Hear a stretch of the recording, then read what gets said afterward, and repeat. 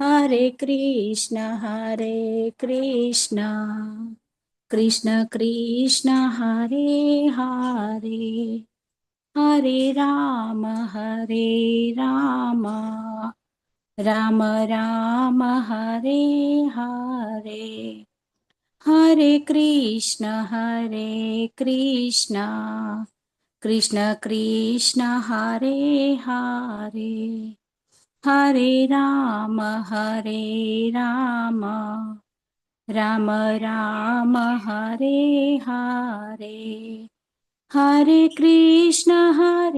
कृष्ण कृष्ण कृष्ण हरे हरे हरे राम राम राम हरे हरे हरे कृष्ण प्रभु जी दंडवत प्रणाम। हरे कृष्ण खूब खूब धन्यवाद सुरक्षा माताजी हरे कृष्ण हरे कृष्ण વેલકમ प्रभु जी। બધાનું ખૂબ ખૂબ સ્વાગત છે ભાનુ हरे कृष्ण માતાજી प्रभु जी, કલા जय श्री राम। માતાજી તેજલ માતાજી અલ્પેશ हरे कृष्ण કલોત્રા प्रभु जी। પ્રભु દીપિકા સેનવા માતાજી ઉર્મિલા માતાજી હરે કૃષ્ણ हरे कृष्णा।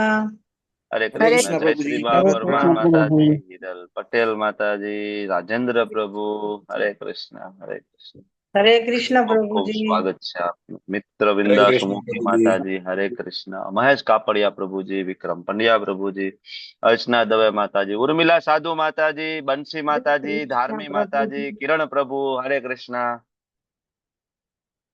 ओके खूब खूब स्वागत है आप सब हरे कृष्ण किरण प्रभु हरे कृष्ण प्रभुजी हरे कृष्ण प्रभु जी। हरे कृष्ण जय श्री बा परमार माताजी हरे कृष्ण मानसी माताजी सुरक्षा माताजी खूब खूब धन्यवाद आपनी सेवाओं માટે हरे कृष्ण हरे हरे कृष्ण प्रभु जी कृष्ण दंडवत प्रणाम। प्रभु जी।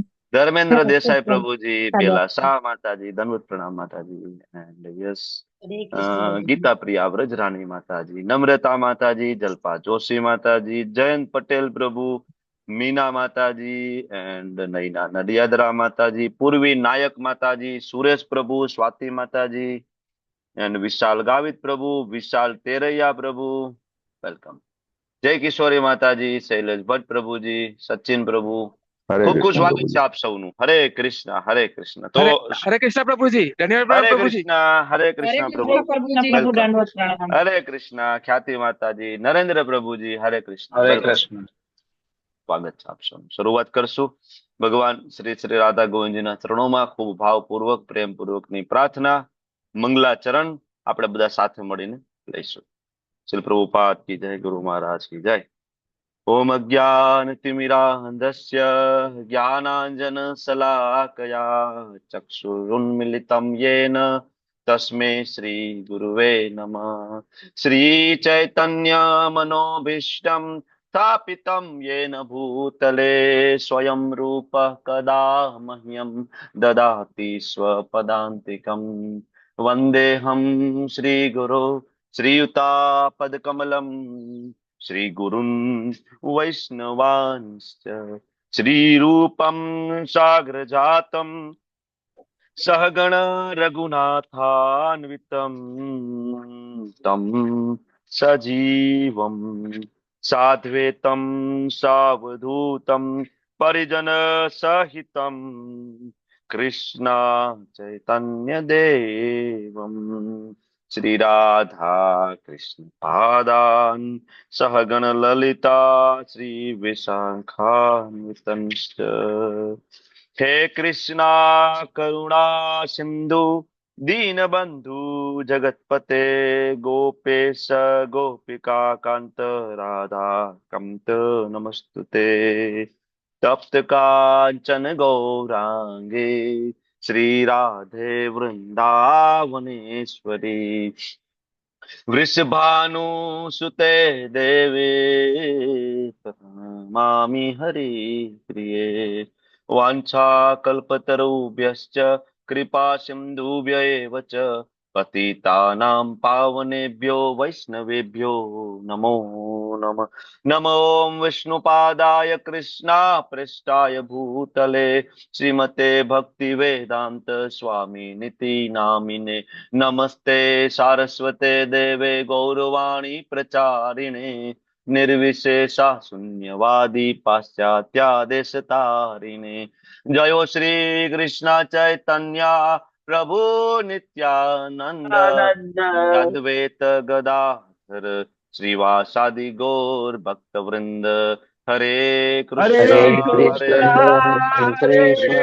કૃષ્ણ હરે હરે હરે રામ રામ રામ હરે હરે. હરે કૃષ્ણ.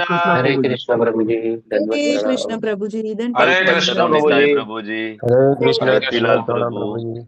હરે કૃષ્ણ. વિશ્વ સોરઠિયા હરે કૃષ્ણ માતાજી, સુનિલ વાહને પ્રભુજી, નરેન્દ્ર પ્રભુજી, અને જે હમણાં જે હરે જોડાયા છે, કૃષ્ણ હરે કૃષ્ણ. કાશ્મીરા માતાજી, મીનાક્ષી પરમાર માતાજી, પરેશ શાહ પ્રભુજી, બીના માતાજી, હરે કૃષ્ણ પ્રભુજી દંડવત પ્રણામ. હરે કૃષ્ણ. દંડવત પ્રણામ. અમિત વોરા પ્રભુ, શોભના માતાજી, ચંદ્રિકા હરે કૃષ્ણ પરમાર પ્રભુજી દંડવત માતાજી, પ્રણામ.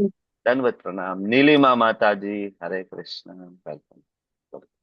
સ્વાગત છે આપ સૌનું. ડોક્ટર દીપ્તિ પંડ્યાજી, હરે કૃષ્ણ. વેલુબા વાઘેલા પ્રભુ, મોના અંધારિયા માતાજી, હર્ષદીપ કૃષ્ણ. પ્રભુ, હરે કૃષ્ણ. હરે એન્ડ કૃષ્ણ. હરે કૃષ્ણ, હરે કૃષ્ણ. હરે કૃષ્ણ પ્રભુજી. હરે કૃષ્ણ. ખનક પરમાર માતાજી, ખ્યાતિ દવે માતાજી, લલિત કુમાર વેદ પ્રભુ, મધુ માતાજી, હરે કૃષ્ણ. મૌલી માતાજી, હરે કૃષ્ણ. તો હરે કૃષ્ણ પ્રભુજી. હરે કૃષ્ણ માતાજી, વેલકમ. દર્શના ભટ્ટ માતાજી, અસ્મિતા ડોબરિયા માતાજી, હરે કૃષ્ણ. હેમા મોદી માતાજી, હરે હરે કૃષ્ણ. કૃષ્ણ પ્રભુજી દંડવત હરે પ્રણામ. કૃષ્ણ, હરે કૃષ્ણ. વેલકમ. તો હરે ચાલો કૃષ્ણ ગઈકાલના પ્રભુજી. હરે કૃષ્ણ. હરે હરે કૃષ્ણ. કૃષ્ણ. હરે કૃષ્ણ. આજે દ્વાદશી, અને તમે ગઈકાલે જે ખૂબ નિષ્ઠાપૂર્વક ભગવાનની પ્રસન્નતા માટે કરેલી એકાદશીના વ્રતનો પારણાનો સમય થઈ ગયો છે ક્યારનો. તમે લોકોએ પારણા કરી લીધા હશે, આઈ હોપ. બરાબર. ના કર્યા હોય તો કરી લેજો. બરાબર. પારણાનો સમય થઈ ગયો છે. તો હવે આપણે ગઈકાલના અધ્યાય વિશે તમે થોડી ચર્ચા કરો. થોડું મને કહો કે આપણે શું શું ગઈકાલે ભણ્યા છે, ઓવરવ્યુ. બરાબર. પછી આપણે આગળ વધીએ આજના 12મા અધ્યાય તરફ. ચાલો, રેઝ યોર હેન્ડ. શોભના માતાજી, કોઈ નવા પાર્ટિસિપન્ટ પણ હાથ ઊંચો કરો ને. બરાબર. કે તમને લોકો નથી સમજાતું તો હું રિવિઝન કરાવી દઉં. ગઈકાલનો અધ્યાય પાછો લઈ લો, આજે 11મો રિપીટ કરીએ. વિરાટ સ્વરૂપ દર્શન. બોલો શોભના માતાજી, બોલો. ચાલો. હરે કૃષ્ણ પ્રભુજી દંડવત પ્રણામ. હમ. કાલે આપણે 11મો અધ્યાય જે શીખા એમાં આપણે ભગવાન અર્જુન છે એ આપણા દ્વારા આપણને સમજવા માટે થઈને વિશ્વરૂપ વિરાટ રૂપેનું જોવા માટે કે છે કે ભગવાન મને તમે દર્શન દ્યો, તમારું વિરાટ સ્વરૂપ દેખાડો એમ. કારણ કે આપણા જેવા માણસો આપણે છે ને એ અત્યારે કે પાખંડીઓ ઢોંગીઓને એ છે ને એ લોકો ભગવાન પોતાને ન સમજી બેઠે ને આપણે એને ભગવાન ન સમજી બેસીએ. એ લોકો પોતે કે હું ભગવાન છું, પણ આપણે એને ભગવાન ન સમજી બેસીએ. એટલા માટે થઈને આપણા માટે થઈને ભગવાન કે અર્જુન કહે છે ભગવાનને કે ભગવાન તું મને તારું વિરાટ સ્વરૂપ બતાવ. અને બરાબર. 2 વખત વિરાટ સ્વરૂપ બતાવ્યા હતા. એક કૃષ્ણ લીલા કરી હતી ત્યારે જશોદા માતાને કૃષ્ણ ભગવાને માટી ખાધી હતી ત્યારે બતાવ્યું હતું ને એ અર્જુનને. બ્રહ્માંડ સ્વરૂપ હતું. વિરાટ સ્વરૂપ પહેલી વાર બતાવી રહ્યા છે હિસ્ટ્રીમાં, ફર્સ્ટ ટાઈમ. અને પેલા ક્યારે નથી બતાવ્યું. ભગવાને એવું કીધું ગઈકાલે. ખૂબ સરસ, થેન્ક યુ. ઓલું હા હા, એ બ્રહ્માંડ સ્વરૂપ હતું. એટલા માટે થોડું કરેક્શન હું કરવા માંગતો હતો, કારણ કે ભગવાનનો એક શ્લોક છે કે અર્જુન, તારી પેલા પૂર્વે કોઈ આ વિરાટ સ્વરૂપના દર્શન નથી કર્યા. ભગવાને એવું કીધું. ઓકે. વિશાલ તેરૈયા પ્રભુ, ગઈકાલના અધ્યાય વિશે થોડું અડધી મિનિટ બોલો. વિશાલ તેરૈયા પ્રભુજી. ચાલો, તો નેક્સ્ટ મોના અંધારિયા માતાજી, બોલો. હરે કૃષ્ણ. આપણે જે 10મા અધ્યાયમાં જે ભગવાનની વિભૂતિ જોઈ એ બધી થિયરી કહેવાય, અને જે 11મા અધ્યાયમાં ભગવાને જે એનું વિઝ્યુઅલાઇઝ કરાયું છે બધું, એ પ્રેક્ટિકલ કહેવાય એમ. એટલે અને બીજું કે આપણે એ જાણ્યું કે ભગવાન શ્રી કૃષ્ણ દ્વિભુજ શ્યામ સુંદર મુરલી મનોહર છે, એનામાંથી તે ચતુર્ભુજ વિરાટ સ્વરૂપ અને ચતુર્ભુજ બંને આવ્યા છે. અને ભગવાને કીધું કે મારું મૂળ સ્વરૂપ તો આ જ છે, દ્વિભુજ શ્યામ સુંદર મુરલી મનોહર. અને બીજું ઓકે, થેન્ક યુ. હરે કૃષ્ણ. કાશ્મીરા માતાજી, હરે કૃષ્ણ. થોડું તમે એડ કરો ગઈકાલના અધ્યાયમાંથી. કાશ્મીરા માતાજી, માઇક ચાલુ કરો. હા નો વિશ્વ તમારું એમણે નેટવર્ક નથી લાગતું પ્રોપર. સ્વરૂપ બતાવ્યું નથી લાગતું. હવે હરે મળ્યું. કૃષ્ણ, હરે કૃષ્ણ. હરે હવે આવે કૃષ્ણ, છે, હરે બોલો. કૃષ્ણ. પણ પ્રોપર હા, નેટવર્ક નથી. અર્જુનના વિશ્વાસ વધારવા માટે ઓકે. એમનું વિરાટ સ્વરૂપના દર્શન કરીને એમને એમ કહેવા માંગે છે કે તું પણ આગળ વધ આની અંદર. જો હું ઓકે છું દરેક જગ્યાએ, દરેક ક્ષણ. ઓકે. હિરલ પટેલ માતાજી એડ કરો. હિરલ પટેલ માતાજી. હરે કૃષ્ણ પ્રભુજી. હરે કૃષ્ણ. 10મા અધ્યાયમાં ભગવાન શ્રી કૃષ્ણ દ્વારા જ્યારે અર્જુનને ગુહ્ય જ્ઞાન અપાય છે ત્યારે અર્જુન તેનાથી તે મોહથી દૂર થાય છે અને પછી અર્જુન વિનંતી કરે છે શ્રી કૃષ્ણ ભગવાનને કે જો હું તમને અધિકારી લાગતો હોઉં તો તમારા વિશ્વરૂપના દર્શન કરાવો. અને એ દર્શન કરવા પાછળનું અર્જુનનું તાત્પર્ય એ હોય છે કે કળિયુગની અંદર અર્જુનનો વિશ્વાસ ભક્તો અર્જુન એટલે કે ભક્તોને રિપ્રેઝેન્ટ કરે છે, એટલે ભક્તોનો વિશ્વાસ વધારવા માટે તથા જે લોકો ત્યાં હાજર નથી તેમના માટેનું એક પ્રમાણ અને ભવિષ્યમાં કળિયુગના દેવી દેવતાઓ માટેનો એક માપદંડ સ્થાપવા માટે વિશ્વરૂપના દર્શન કરવા માટે શ્રી કૃષ્ણ ભગવાન એને દિવ્ય નેત્રો આપે છે. અને ભગવાન આ દ્વારા એ દર્શાવે છે કે અનન્ય ભક્તિ દ્વારા જ કોઈ પણ ભક્ત મારા આ રૂપના દર્શન દ્વિભુજ શ્યામ સુંદર રૂપના દર્શન કરી શકશે. હરિ બોલ. પરફેક્ટ. શરદ વ્યાસ પ્રભુજી.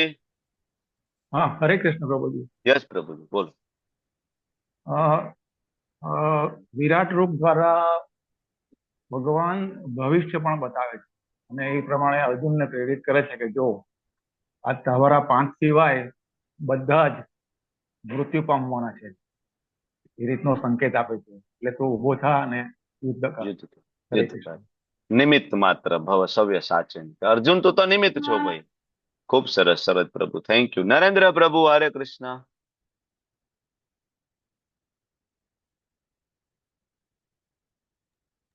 હરે કૃષ્ણ પ્રભુજી, દંડવત પ્રણામ. હરે કૃષ્ણ. 11મું અધ્યાય છે, એની અંદર કુલ 55 શ્લોક હતા પ્રભુજી, આપે લીધા. બહુ સરસ. આ 11મું અધ્યાય આપણને એ દર્શાવે છે કે ભગવાન કેવા છે. ભગવાનને જોવા હોય, ભગવાનને માણવા હોય તો એક તો સૌથી પહેલા એમનો પ્રેમ જોશે, એમની આસક્તિ જોશે. પછી આપણી પાસે દિવ્ય દ્રષ્ટિ જોશે કે ભગવાન આપણે એવા જ વ્યક્તિને દેખાશે કે જેની અંદર પ્રેમ હશે, આસક્તિ હશે, એ જ એને પ્રાપ્ત કરી શકશે. ભગવાન કે છે કે હું કાળ પણ છું. ભગવાન બતાવે છે વિશ્વરૂપ દર્શનમાં કે જો બધા ચૂર્ણ થઈ રહ્યા છે, વર્તમાન અને ભવિષ્ય બધું બતાવે છે ભગવાન એમને. ત્યારે અર્જુન બહુ ડરી જાય છે અને અર્જુન કે છે કે ભગવાન મને આ તમારું ભયાનક રૂપ જોઈ અને હું એકદમ વ્યાકુળ થઈ ગયો છું, તો આપનું પેલું શ્યામ સુંદર મને દ્રશ્ય બતાવો. ત્યારે ભગવાન એમને કે છે કે મારું શ્યામ સુંદર દ્રશ્ય જોવા માટે તો શિવજી ને દેવતાઓ પણ આતુર હોય છે, પણ હું તમને આ શ્યામ સુંદર દ્રશ્ય હું તમને બતાવું છું કારણ કે તું તારી પાસે કોઈ પણ જાતની મારા પ્રત્યે ઈર્ષા નથી, મારા પ્રત્યે પ્રેમ છે અને તું જ સાચો મારી અંદર આસક્તિ છે. તો ભગવાન એમને શ્યામ સુંદર ના દર્શન કરાવે છે. અને ખૂબ સરસ. હરે કૃષ્ણ પ્રભુ. હરે કૃષ્ણ. હા વિશાલ પ્રભુ, બોલો. હરે કૃષ્ણ. હા, એટલે અર્જુન કે છે પેલા ભગવાનને કે ભાઈ મને તો ખબર હતી તમે વિશ્વના પાલકાર જ છો, પણ જો તમે ઈચ્છતા હો મને દેખાડવા તો મને રૂપ દેખાડો તમે. પછી ભગવાન રૂપ અતિ વિશ્વ રૂપ દેખાડે છે, વિરાટ સ્વરૂપ.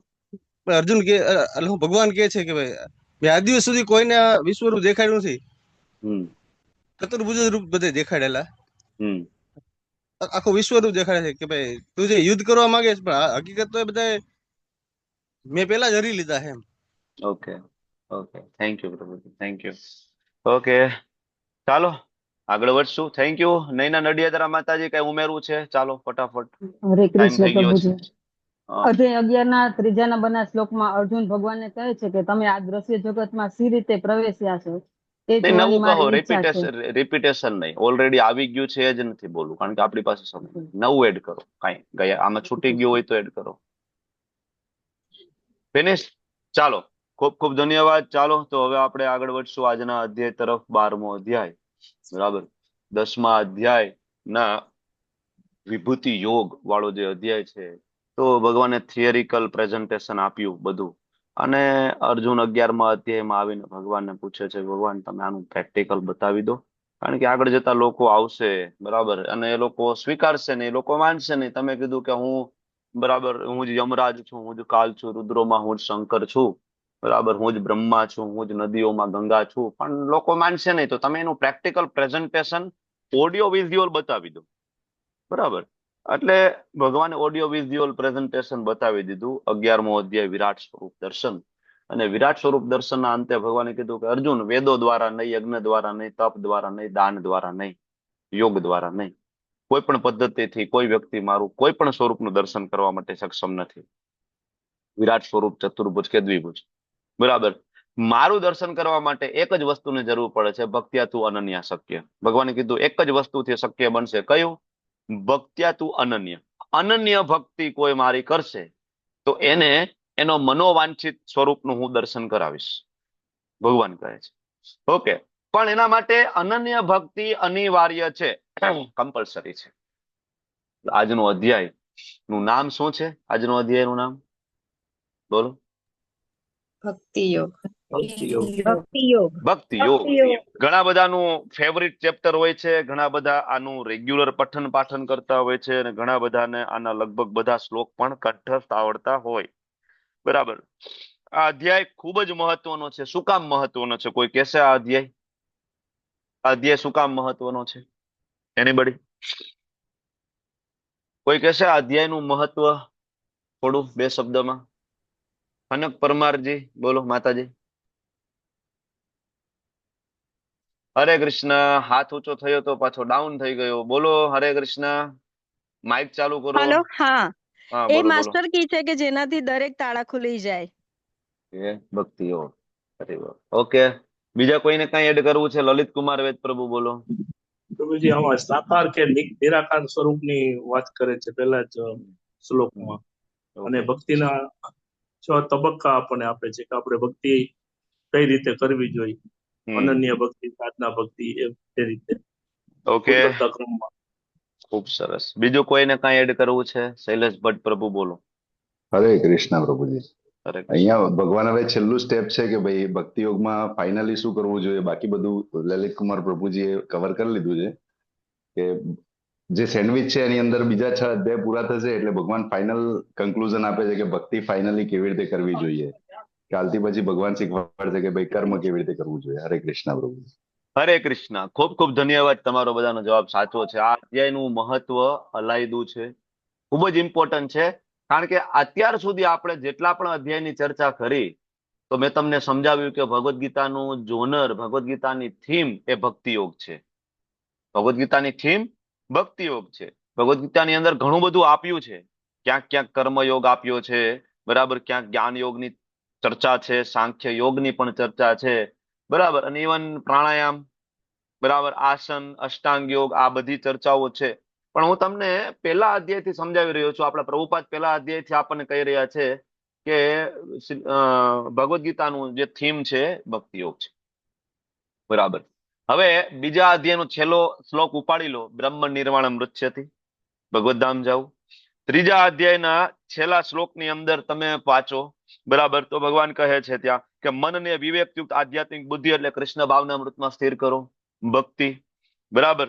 ચોથા અધ્યાયના અંતે તમે આવો તો ભગવાન કહે છે અજ્ઞાનવશ તારા હૃદયમાં જે શંકાઓ ઊભી થઈ છે, બરાબર, એને જ્ઞાન રૂપી શસ્ત્ર વડે તું એને કાપી નાખ. ઉભો થા ને યોગારૂઢ થા. મતલબ હું કહ્યા પ્રમાણે કર, મારે શરણાગત આવી જા. ભક્તિ.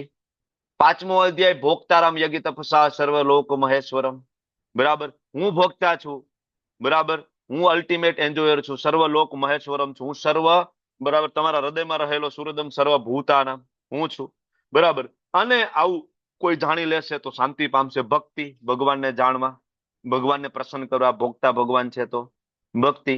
સાતમા અધ્યાયના અંતે ભગવાને કીધું કે મૃત્યુ સમયે મને યાદ કરવો હોય તો ઓલા 2 શ્લોક, બરાબર, પ્રયાણ કાલે, બરાબર, મારે ધામમાં આવી જશે.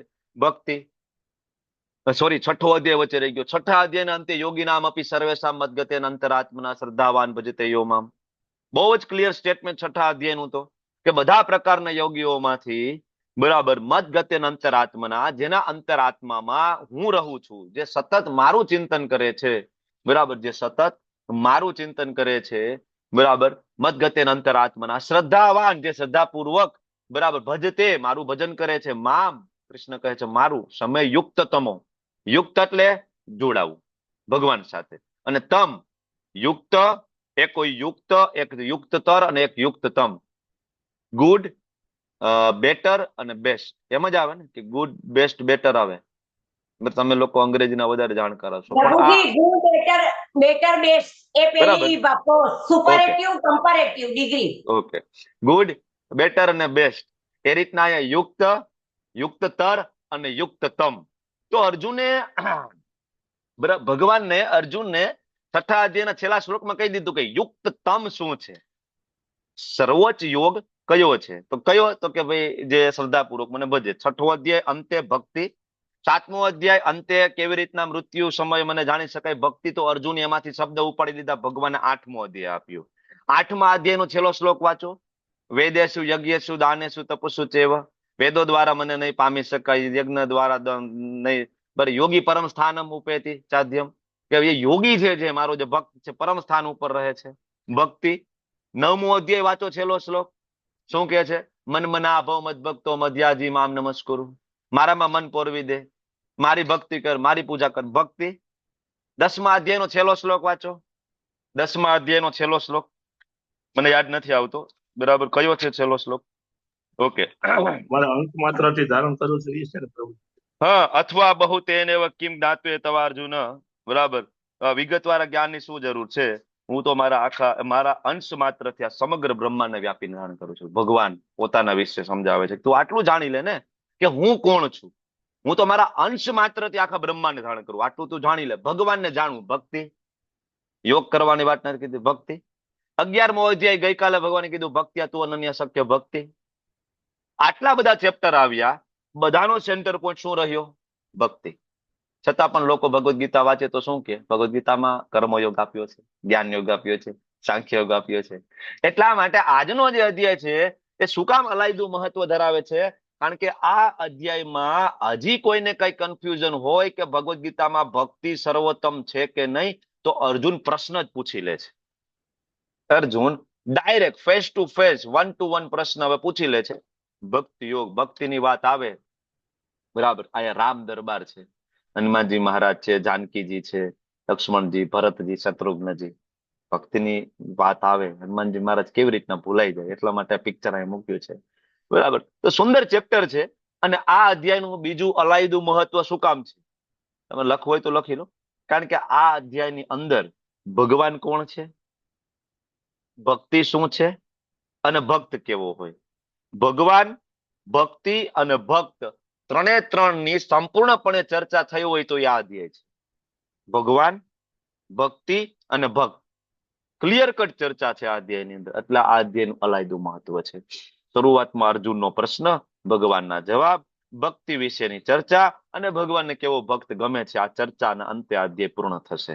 હવે ઘણા બધાને હજી એ કન્ફ્યુઝન હોય કે ના ના ઇસ્કોન વાળા છે, એની ભગવદ ગીતા કોઈ વાંચે તો બ્રેઇન વોશ થઈ જાય છે. ઇસ્કોન વાળા બધાનું બ્રેઇન વોશ કરે છે. ઇસ્કોનની ભગવદ ગીતા કોઈ વાંચે તો એ ભગવાનનો ભક્ત બની જાય છે, બરાબર. તમે તમારા પ્રભુપાદ જ્યાં ભક્તિ નથી આપી ત્યાં પણ તમે ભક્તિ આપો છો. કર્મયોગમાં ભક્તિ, જ્ઞાન યોગમાં ભક્તિ, ભક્તિ, ભક્તિ. એટલા માટે આજે મેં તમને બીજા અધ્યાયથી લઈને આજ સુધીના બધા અધ્યાય નું એક જે જોનર સમજાવ્યું કે ક્યાં ક્યાં ભગવાન એનો સારાંશ મૂકે છે, ચેપ્ટરના અંતે, ચેપ્ટરના છેલ્લા 2-3 શ્લોકની અંદર, ગમે ત્યાં, બરાબર. તો હજી કન્ફ્યુઝન હોય તો અર્જુન સ્ટ્રેટ ફોરવર્ડ પ્રશ્ન શું કહે છે ખબર છે ભગવાનને? એવમ સતત યુક્તા યે ભક્ત્યા ત્વામ પર્યુપાસતે. અર્જુન શું પૂછે છે કે ભગવાન સતત યુક્તા, કે જે લોકો સતત યુક્ત એટલે તમારી સાથે જોડાયેલા છે, કઈ રીતના? તો કે યે ભક્ત્યા, ભક્તિમય સેવા દ્વારા. ભક્ત્યા એટલે તો ભક્તિ થાય ને, કે અહીં યોગની વાત થઈ છે. ભક્તિ ક્લિયર. ભક્ત્યા ત્વામ તમારી, પર્યુપાસતે, ઉપાસતે. ઉપાસના એટલે શું? ઉપાસના કરવી એટલે સેવા કરવી. ઉપાસના એટલે ભગવાનની ભક્તિ કરવી. એટલે અર્જુન ભગવાનને પૂછી લે છે કે ભગવાન એક વર્ગ એવો છે અમે બધા કે સતત યુક્તા સતત તમારી સાથે જોડાયેલા રહીએ છીએ અને સતત તમારી ભક્તિ કરીએ છીએ, ઉપાસના, તમારી પૂજા અર્ચના, મંગલા આરતી, માળા, ભોગ લગાડવા બધું કરીએ છીએ. એક વર્ગ આવો છે પ્રભુ. ને બીજું તો કે યે ચ અપી અક્ષરમ અવ્યક્તમ, બીજો એક વર્ગ એવો છે પ્રભુ કે જે તમારું અવ્યક્તમ એટલે કે નિરાકાર બ્રહ્મની ઉપાસના કરે છે, જે ભક્તિ નથી કરતો. બ્રહ્મ એવું માને છે કે ભગવાન નિરાકાર છે, ભગવાનનો કોઈ આકાર નથી, ભગવાનમાં અંદર કોઈ ગુણો નથી, નિર્ગુણ, નિરાકાર, નિર્વિશેષ. હવે અર્જુન પૂછે છે કે પ્રભુ તેષામ કે યોગવિત્તમાં, હમણાં મેં તમને સમજાવ્યું યુક્તો તમો, બરાબર. અહીંયા અર્જુન એ જ પૂછે છે પ્રભુ તેષામ એટલે કે આ બંને, પેલી લાઈનમાં ભક્ત્યા ત્વામ પર્યુપાસતે પહેલું, બીજી લાઈનમાં ચા અપી અક્ષરમ અવ્યક્તમ બીજું, કે એક ભક્ત અને બીજું નિર્વિશેષ બ્રહ્મ. આ તેષામ આ બંનેમાંથી કે કોણ? હું તમને સંસ્કૃતના એક એક શબ્દના અર્થ પ્રભુપાદે શબ્દાર્થમાં આપ્યા છે, સમજાવું છું, બરાબર. કે યોગ વિતમા, તમ એટલે હમણાં આપણે વાત કરી ને યુક્ત, યુક્તતર અને યુક્ત તમ. આપણે નહોતા વાત કરતા ગુહ્ય, ગુહ્યતર, ગુહ્યતમ.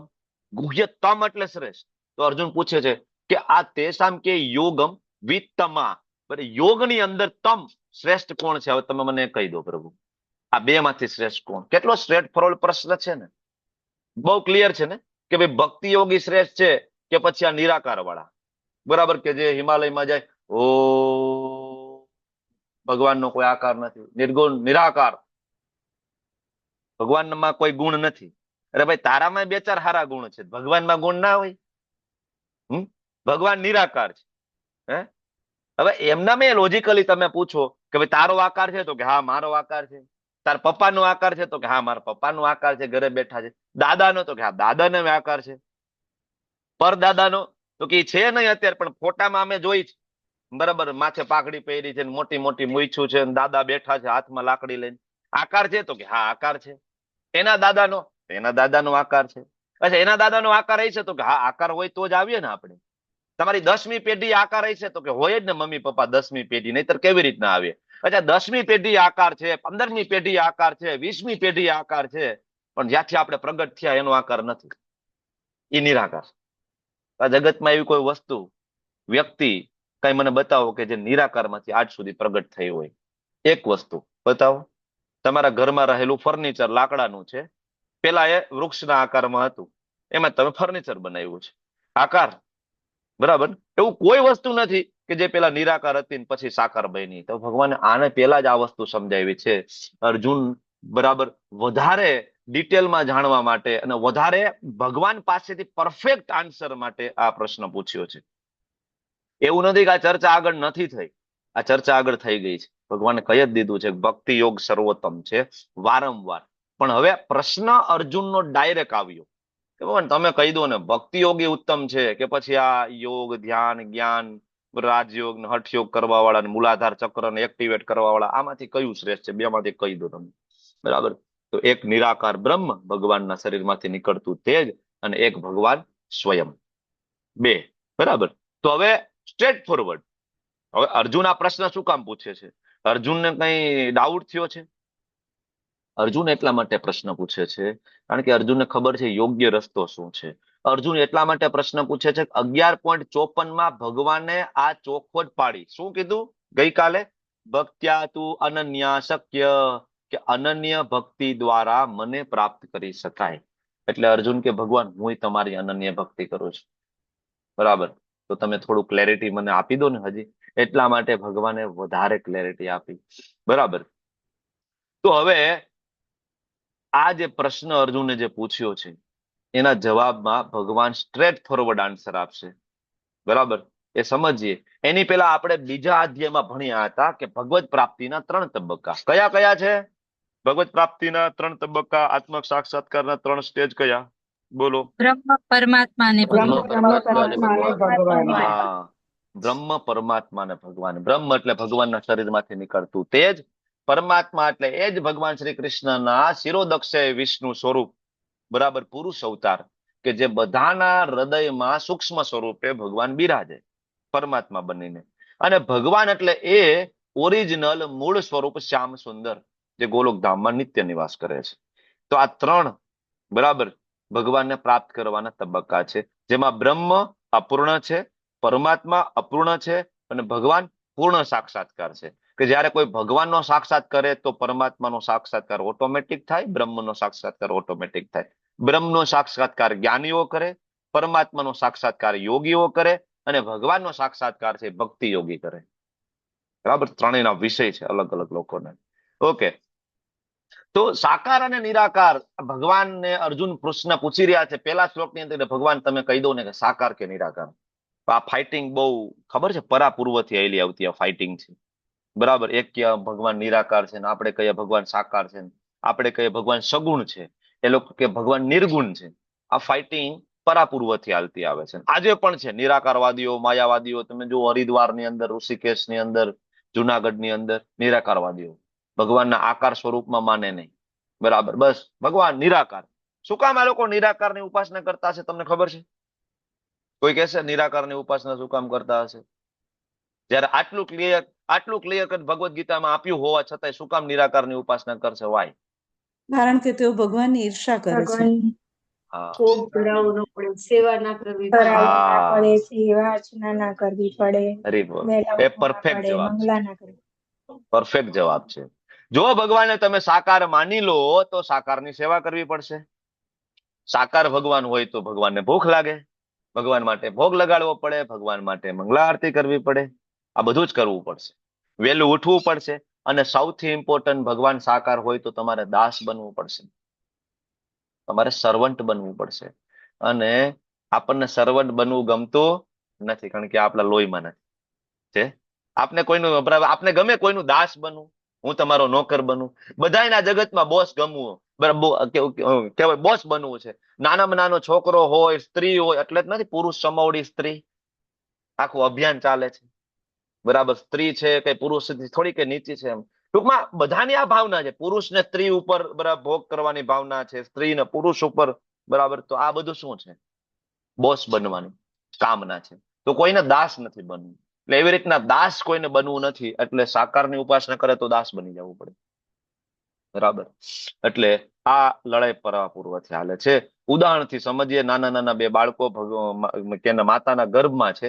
એક બાળક છે સાકારની ઉપાસના કરે, એક બાળક છે નિરાકારની ઉપાસના કરે. મતલબ એક બાળક છે ભગવાનનો ભક્ત છે અને એક બાળક તમે કહો નિરાકારની ઉપાસના ઇઝ લાઈક નાસ્તિક. બરાબર, નાસ્તિક કે ભગવાનનું રૂપને અવગણવું એ ભગવાનના ચરણોમાં થતો એક અપરાધ છે. બરાબર, તો અહીંયા કહે છે સાકારની ઉપાસના કરે ભગવાનનો ભક્ત કે હું જન્મવાની રાહ જોઈ શકતો નથી, આપણે આપણી માતાને મળવું છે. બરાબર, તો આ નિરાકારવાદી શું કે, ઓ તમે તો અંધશ્રદ્ધાળુ છો, કોઈ જન્મ નથી, આપણે અહીંયા અંધકારમય દુનિયામાં રહેવાનું છે ને અહીંયા જ મરી જવાનું છે. બસ, ભગવાન જેવું કઈ છે નહીં.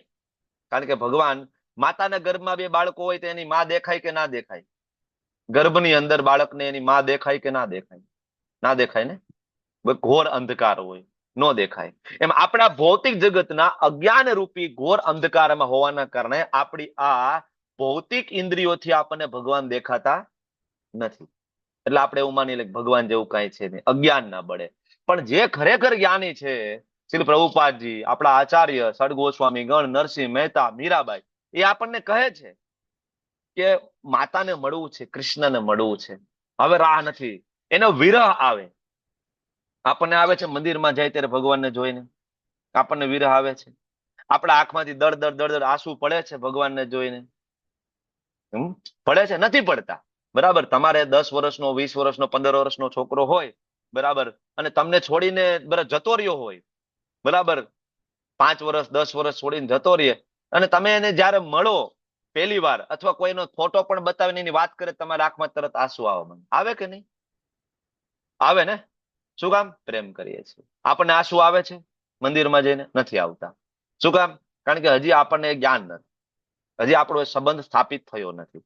જે દિવસ સંબંધ સ્થાપિત થશે તે દિવસે જયારે વિગ્રહના દર્શન થશે ત્યારે આપણને ભગવાનનો વિરહ લાગશે. જેમ અહીંયા કહે છે ને કે આપણે આપણી માતાને મળવું છે. મારે કૃષ્ણને ક્યાં સુધી અહીંયા રહીશું અંધારી કોટડીની અંદર, ભૌતિક જગતની અંદર? બરાબર. તો પણ ના ભાઈ, આપણે આપણી માતા પ્રેમ કરે છે. ઓલો એમ કે ને કે ના ના એવું ભગવાન જેવું કાંઈ છે નહીં. તો ભક્ત શું કે, અરે ભગવાન પ્રેમ કરે છે આપણને. આ બધાનો આવો થોડો અંત હોય 84 લાખ યોનિમાં સતત ફેરે રાખવાનું. કોણ માં, કોણ ભગવાન, કોણ કૃષ્ણ? તે કોઈ દી જોયા છે ભગવાનને? કોઈ દી કૃષ્ણને જોયા છે? ક્યાં છે? કોઈ તો મને બતાવો. નાસ્તિકવાદી આ નાસ્તિક લોકો આવી ચર્ચા કરે ને, બરાબર, આ નાસ્તિક છે. કારણ કે ક્યાં છે ભગવાન? મેં કોઈ દી જોયા નથી. આપણે જે જોયું નથી અસ્તિત્વ ધરાવતું નથી. બરાબર. તો આસ્તિક શું કે અરે આપણે એની અંદર છીએ. આ ભૌતિક જગત છે ભગવાનની અંદર રહેલું છે. આપણી આસપાસ ભગવાન જ છે. બરાબર. આપણે એની અંદર છીએ. જેથી આપણને દિવ્ય દ્રષ્ટિ મળશે ત્યારે આપણને ભગવાનનું સાક્ષાત દર્શન થશે. અત્યારે અવ્યક્ત સ્વરૂપમાં બધે જ ભગવાન છે. જેમ આપણે જોયું પાણીમાં સ્વાદ, સમુદ્ર, બરાબર. તો નાસ્તિક શું કે અરે હું ક્યાંય કોઈને જોતો નથી. હું જોતો નથી એટલે તાર્કિક રીતના સાબિત કરું ભગવાન છે નહીં. આ વૈજ્ઞાનિકોના શબ્દ છે. સાયન્ટિસ્ટો આવું કે ભાઈ હું જે જોઉં એ માનું. બરાબર. તો આંખથી જે દેખાય એ 100% સત્ય છે આવું માનો છો આપણે? હા, તો ઘરની બહાર નીકળો ને રાત્રે તમે ચાંદો જોવો, ચંદ્ર, બરાબર, તો ચંદ્ર દેખાય આવડો. કેવડો દેખાય? આવડો દેખાય. ખરેખર ચંદ્ર આવડો છે? બરાબર. અત્યારે બહાર નીકળો ને બ્લેક કલરનો કાચ લઈને સૂર્ય જોવો તો સૂર્ય દેખાય આવડો. સૂર્ય આવડો છે? હજારો પૃથ્વી સમાઈ જાય, સૂર્ય એટલો મોટો છે. તો આંખથી તો આવડો દેખાય છે. અને આંખ જો પૂર્ણ હોય અને આંખ ખરેખર જો સાચું જ જોઈ શકતી હોય કોઈના આધાર વગર, તો ઘરમાં જાઓ, લાઈટો બંધ કરી દો, દરવાજા બંધ કરી દો, બારી બંધ કરી દો, દેખાય છે? દેખાવાનું બંધ થઈ જશે. અંધકાર થશે તો તમને મને દેખાવાનું બંધ થઈ જાય. કારણ કે આપણું જોવાનું પ્રકાશ ઉપર આધારિત છે. પ્રકાશ હોય તો આપણે જોઈ શકીએ. મતલબ આપણી ઇન્દ્રિય અપૂર્ણ છે. અને અપૂર્ણ ઇન્દ્રિય વગર અને અપૂર્ણ ઇન્દ્રિય વડે પૂર્ણનું જ્ઞાન પ્રાપ્ત કરી શકાતું નથી. કારણ કે આ ઇન્દ્રિય કેવી છે? અપૂર્ણ. બરાબર ને? કે ખોટી વાત છે? ધારો કે એક એક્ઝામ્પલ આપું કે ચંદ્ર જોવા માટે કોઈ વ્યક્તિ ટેલિસ્કોપ બનાવે અને ટેલિસ્કોપ થી ચંદ્રને જોવાનો પ્રયત્ન કરે, પણ એની આંખમાં જ મોતિયો આવી ગયો હોય તો? આંખમાં મોતિયો હોય અને એ ટેલિસ્કોપ થી ચંદ્રને જોવાની કોશિશ કરશે, દેખાશે ચંદ્ર? નહીં દેખાય. બરાબર ને? આંખમાં જ ફોલ્ટ હશે તો નહીં દેખાય. એનો મતલબ એટલે આ નાસ્તિક લોકો કે હું જે જોઉં એ જ માનું, તો બુદ્ધિને જોઈ છે? મન જોયું છે કોઈ દિવસ? બુદ્ધિ? તો બુદ્ધિને જોઈ નથી તો મતલબ એવું માનવાનું કે બુદ્ધિ નથી. બરાબર. એટલે આ જે તાર્કિક રીતે સાબિત કરવાની વાત છે અપૂર્ણ ઇન્દ્રિય. તો કેવી રીતના હવે કોઈ આસ્તિક વ્યક્તિ હોય ભગવાનનો ભક્ત શું કે તો શું તને શું લાગે છે કેવી રીતના આપણે જીવીએ છીએ અત્યારે? કોણ સંભાળ રાખે? વરસાદ આપે, પાણી આપે, આપણને જમીન આપી. એક નાનું એવું મકાઈનો દાણો ખેતરમાં વાવીએ અને એ નાનું એવું વૃક્ષ બની અને સરસ મજાનો મકાઈનો ડોડો, કેટલાય બધા તો ઉપર સરસ મજાના કવર, અને એ મકાઈનો ડોડો પરફેક્ટ એક સરસ મજાની લાઈનમાં ગોઠવાઈ જાય. કોણ ગોઠવતું હશે? કયો વૈજ્ઞાનિક ગોઠવે છે? ક્યારે વિચાર કર્યો કે કોણ કરતું હશે? બરાબર ને? કોઈક શક્તિ છે આની પાછળ. ભગવાન કે છે હું છું મત પર્વ, બરાબર, મત તરમ, મારા કારણે બધું છે. મત સર્વમ પ્રવર્તતે. બરાબર. તો મૂર્ખ લોકો શું કે ભાઈ તો નાળની કુદરતી પ્રક્રિયા દ્વારા, જેમ બાળક ગર્ભમાં હોય ને માતા એ નાયડું જોડાયેલું હોય, નાળ, અમ્બલિકલ કોડ, તો એને ખોરાક મળે, ઓટોમેટિક છે. એ તો આપણા જન્મ થયો, પૃથ્વીમાં વરસાદ પડે ને પાણી પડે ને એક બીજમાંથી ઉગે, ઓટોમેટિક. આંખ ખોલ, ભગવાન જેવું કાંઈ છે ને, બધું ઓટોમેટિક છે. બરાબર. તો ભગવાનનો ભક્ત કે અરે આ જીવન પછી વધુ પ્રકાશ છે, પગ સાથે ચાલશું, મોઢેથી શ્વાસ લઈશું. બરાબર. આપણે ભગવાન પાસે જઈશું. અરે તું મૂર્ખો છે, મોઢાથી જમવાનું, શ્વાસ લેવાનું, આપણા ગર્ભમાં છે ને ગર્ભમાં જ મરી જવાનું છે. એમ મૂર્ખા લોકો કહેતા હોય કે ભાઈ ભગવાન જેવું કઈ છે નહીં, ભક્તિ કરવાની કઈ જરૂર છે નહીં, અહીંયા રહેવાનું છે ને અહીંયા મરી જવાનું છે, જેટલું જીવાય એટલું જીવો ને મજા કરો ભાઈ, જિંદગી મિલેગી ના દોબારા. એકવાર જિંદગી મળી છે ને, જીવી લ્યો, મજા કરી લ્યો. કોને ખબર ભગવાન છે? કોઈ જોવા ગયું છે? શાસ્ત્રમાં તો લખ્યું છે ભગવાન ક્યાં છે, ભગવાન કેવા છે, ભગવાનનું ધામ કેવું છે. ભગવત ધામ જે ગયા છે એ લોકોનો બરાબર અભિપ્રાય પણ છે ભાગવતમની અંદર. બરાબર લખ્યું છે ક્લિયર કટ.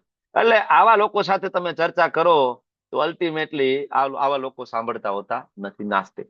એટલે આવા લોકોને સ્વયં ભગવાન બીજા શ્લોકની અંદર જવાબ આપે છે. અર્જુને પ્રશ્ન પૂછ્યો ને ભગવાનને, ભગવાન સાકાર કે નિરાકાર? બરાબર. તો ભગવાન સ્ટ્રેટ ફોરવર્ડ, ઘુમાવી ફેરાવીને નહીં, શું કે છે? શ્રી ભગવાન ઉવાચ મય્યાવેશ્ય મનો યે મામ, કે તારું મન મયા, મારામાં આવેશ્ય, આવેશ એટલે ઇન્વેસ્ટ કરી દે. કે જે લોકોનું મન મારામાં ઇન્વેસ્ટેડ હોય, જેનું મન મારામાં સ્થિર હોય, બરાબર, મારા માટલા અહીં કૃષ્ણ બોલી રહ્યા છે અને કૃષ્ણ સાકાર સ્વરૂપે અર્જુનની સામે ઉભા છે. બરાબર, હવે જો કૃષ્ણ નિરાકાર સ્વરૂપે અર્જુનને ઉપાસના કરવાનું કહેવાના હોય તો અહીંયા કૃષ્ણ એમ કહે કે અર્જુન મય્યાવેશ્ય મનો યે મામ નહીં. બરાબર, તારું મન છે આવિષ્ય કર નિરાકારમાં. તો આવું લખ્યું હોય, પણ કૃષ્ણ એવું ના લખ્યું. કૃષ્ણ એવું કહે છે મય્યાવેશ્ય મનો યે મામ, મારામાં. બીજું, બરાબર, મન લગાડવું ભક્તિ, પછી નિત્ય યુક્તા, એવરીડે યુક્ત જોડાવું. કઈ રીતના? તો કે ઉપાસતે. ઉપાસતે એટલે ભક્તિ. સાકાર સ્વરૂપની ઉપાસના થશે. નિરાકારનું કેવી રીતના કરશો? નિરાકારને ભોગ કેવી રીતના તમે લગાડશો? નિરાકારની મંગલા આરતી કેવી રીતના થશે? નિરાકારનું કોઈ સ્વરૂપ નથી, આકાર જ નથી. બરાબર, તો ભગવાન એ કહે છે મય્યાવેશ્ય મનો યે મામ નિત્ય યુક્તા ઉપાસતે શ્રદ્ધયા, શ્રદ્ધાપૂર્વક પર્યોપેતાસ્તે. બરાબર, તેમે યુક્તતમ. આગળ પ્રશ્ન પૂછ્યો હતો ને અર્જુન કે તેસામ કે યોગ વિત્તમા તમ, ઉત્તમ કયું છે? બરાબર, હમણાં આપણે વાત કરી એમ કે યુક્ત, યુક્તતર અને યુક્તતમ. તો અહીંયા ભગવાન કહે છે યુક્તતમ કયું? તો કે શ્રદ્ધયા, શ્રદ્ધાપૂર્વક. મય્યાવેશ્ય મનો યે મામ, શ્રદ્ધાપૂર્વક જેનું મન મારામાં લાગેલું છે. નિત્ય યુક્તા ઉપાસતે, જે એવરી ડે રોજ શ્રદ્ધાપૂર્વક મારી પૂજા કરે છે. આ પરમ સિદ્ધ છે. તો આમાં કોઈ કન્ફ્યુઝન છે કે ભક્તિ યોગ સર્વશ્રેષ્ઠ છે કે નહીં? આટલું તો ક્લિયર છે. આ 2 શ્લોકની અંદર જ ભગવાન બહુ ક્લિયરલી કહી દે છે. એટલા માટે તમે ઇસ્કોનમાં જાઓ, ઇસ્કોનના દરેક મંદિરની અંદર બહુ જ ક્લિયર કટ. બરાબર, આપણી આખી ડીટી મિનિસ્ટ્રી છે. તમને આ જાણીને આશ્ચર્ય થશે કે દેશની મિનિસ્ટ્રી હોય, ભારત દેશમાં અલગ અલગ મિનિસ્ટ્રી હોય, પણ ઇસ્કોનમાં અલગ અલગ મિનિસ્ટ્રી છે. એમાં એક મિનિસ્ટ્રીનું નામ છે ડીટી મિનિસ્ટ્રી. ડીટી એટલે વિગ્રહ, ભગવાનની જે મૂર્તિ. આપણે મૂર્તિ નથી કહેતા, વિગ્રહ કહીએ છીએ, કારણ કે પ્રાણ પ્રતિષ્ઠા થઈ ગયું એને વિગ્રહ કહેવાય. સાક્ષાત ભગવાન છે. તો એ ડીટી એટલે કે વિગ્રહ મિનિસ્ટ્રી જે છે એ બરાબર એટલા સરસ સ્ટાન્ડર્ડ એને નક્કી કર્યા છે કે ભગવાનની કેવી રીતના સેવા થશે. અને એવરીડે દરેક મંદિર તમે જોવો છો ને, માયાપુર હોય, વૃંદાવન હોય, મુંબઈ રાધા રાસ બિહારી હોય, રોજ એ શ્રૃંગાર સવારમાં ચેન્જ થાય. એટલે એ બધાના ફોટા પાડી વિડીયો મોકલવાનો ડીટી મિનિસ્ટ્રીની અંદર. ત્યાં બધું ચેક કરવામાં આવે ને જોવામાં આવે કે શ્રૃંગાર બરોબર થયો છે કે નહીં. બરાબર, કૃષ્ણની બાજુમાં રાધારાણી ઉભા હોય, રાધારાણીનો હાથ આ રીતના હોય. બરાબર, અને જો હાથમાં કઈ ના આપ્યું હોય ને તો પણ તરત ત્યાંથી નોટિસ આવે કે હાથમાં કેમ કઈ નથી આપ્યું રાધારાણીને. હાથ આ રીતના છે, મતલબ એમાં કંઈક હાર હોવો જોઈએ. બરાબર, ભગવાન માટે બુકે હોવું જોઈએ. હાથ એના માટે છે, ભગવાનની સેવા કરવા માટે. એટલું સ્ટાન્ડર્ડ ફિક્સ કરેલા છે. બરાબર, સુંદર. તમે જો સવારે 7:30 ની આસપાસ શ્રૃંગાર આરતી થાય.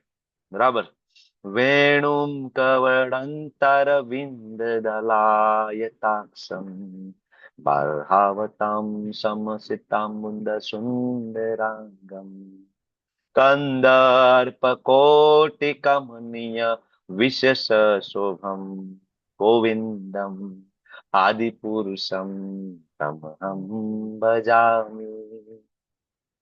બ્રહ્મ સંહિતાના 2 શ્લોક, સુંદર મજા. બરાબર, શ્રી પ્રભુપાદજીના એક ભક્ત યમુના દેવી દાસી દ્વારા ગવાયેલું સુંદર મજાનું એક કીર્તન કરવામાં આવે. ભગવાનના દર્શન ખુલે. ભગવાન એટલા સુંદર લાગતા હોય શૃંગાર આરતી. આપણે જોઈ તો આપણું મન લાગી જાય. ભગવાન કે છે ને મય્યાવેશ્ય મનો યે મામ, આપણું મન લાગી જાય. સવારમાં દર્શન કરો, આખો દિવસ ભગવાન યાદ આવે. જે લોકો સવારે મંગલા આરતી રોજ કરતા હોય એને આખો દિવસ ભગવાનને યાદ કરવા માટે પ્રયત્ન કરવો પડતો નથી. શું કામ?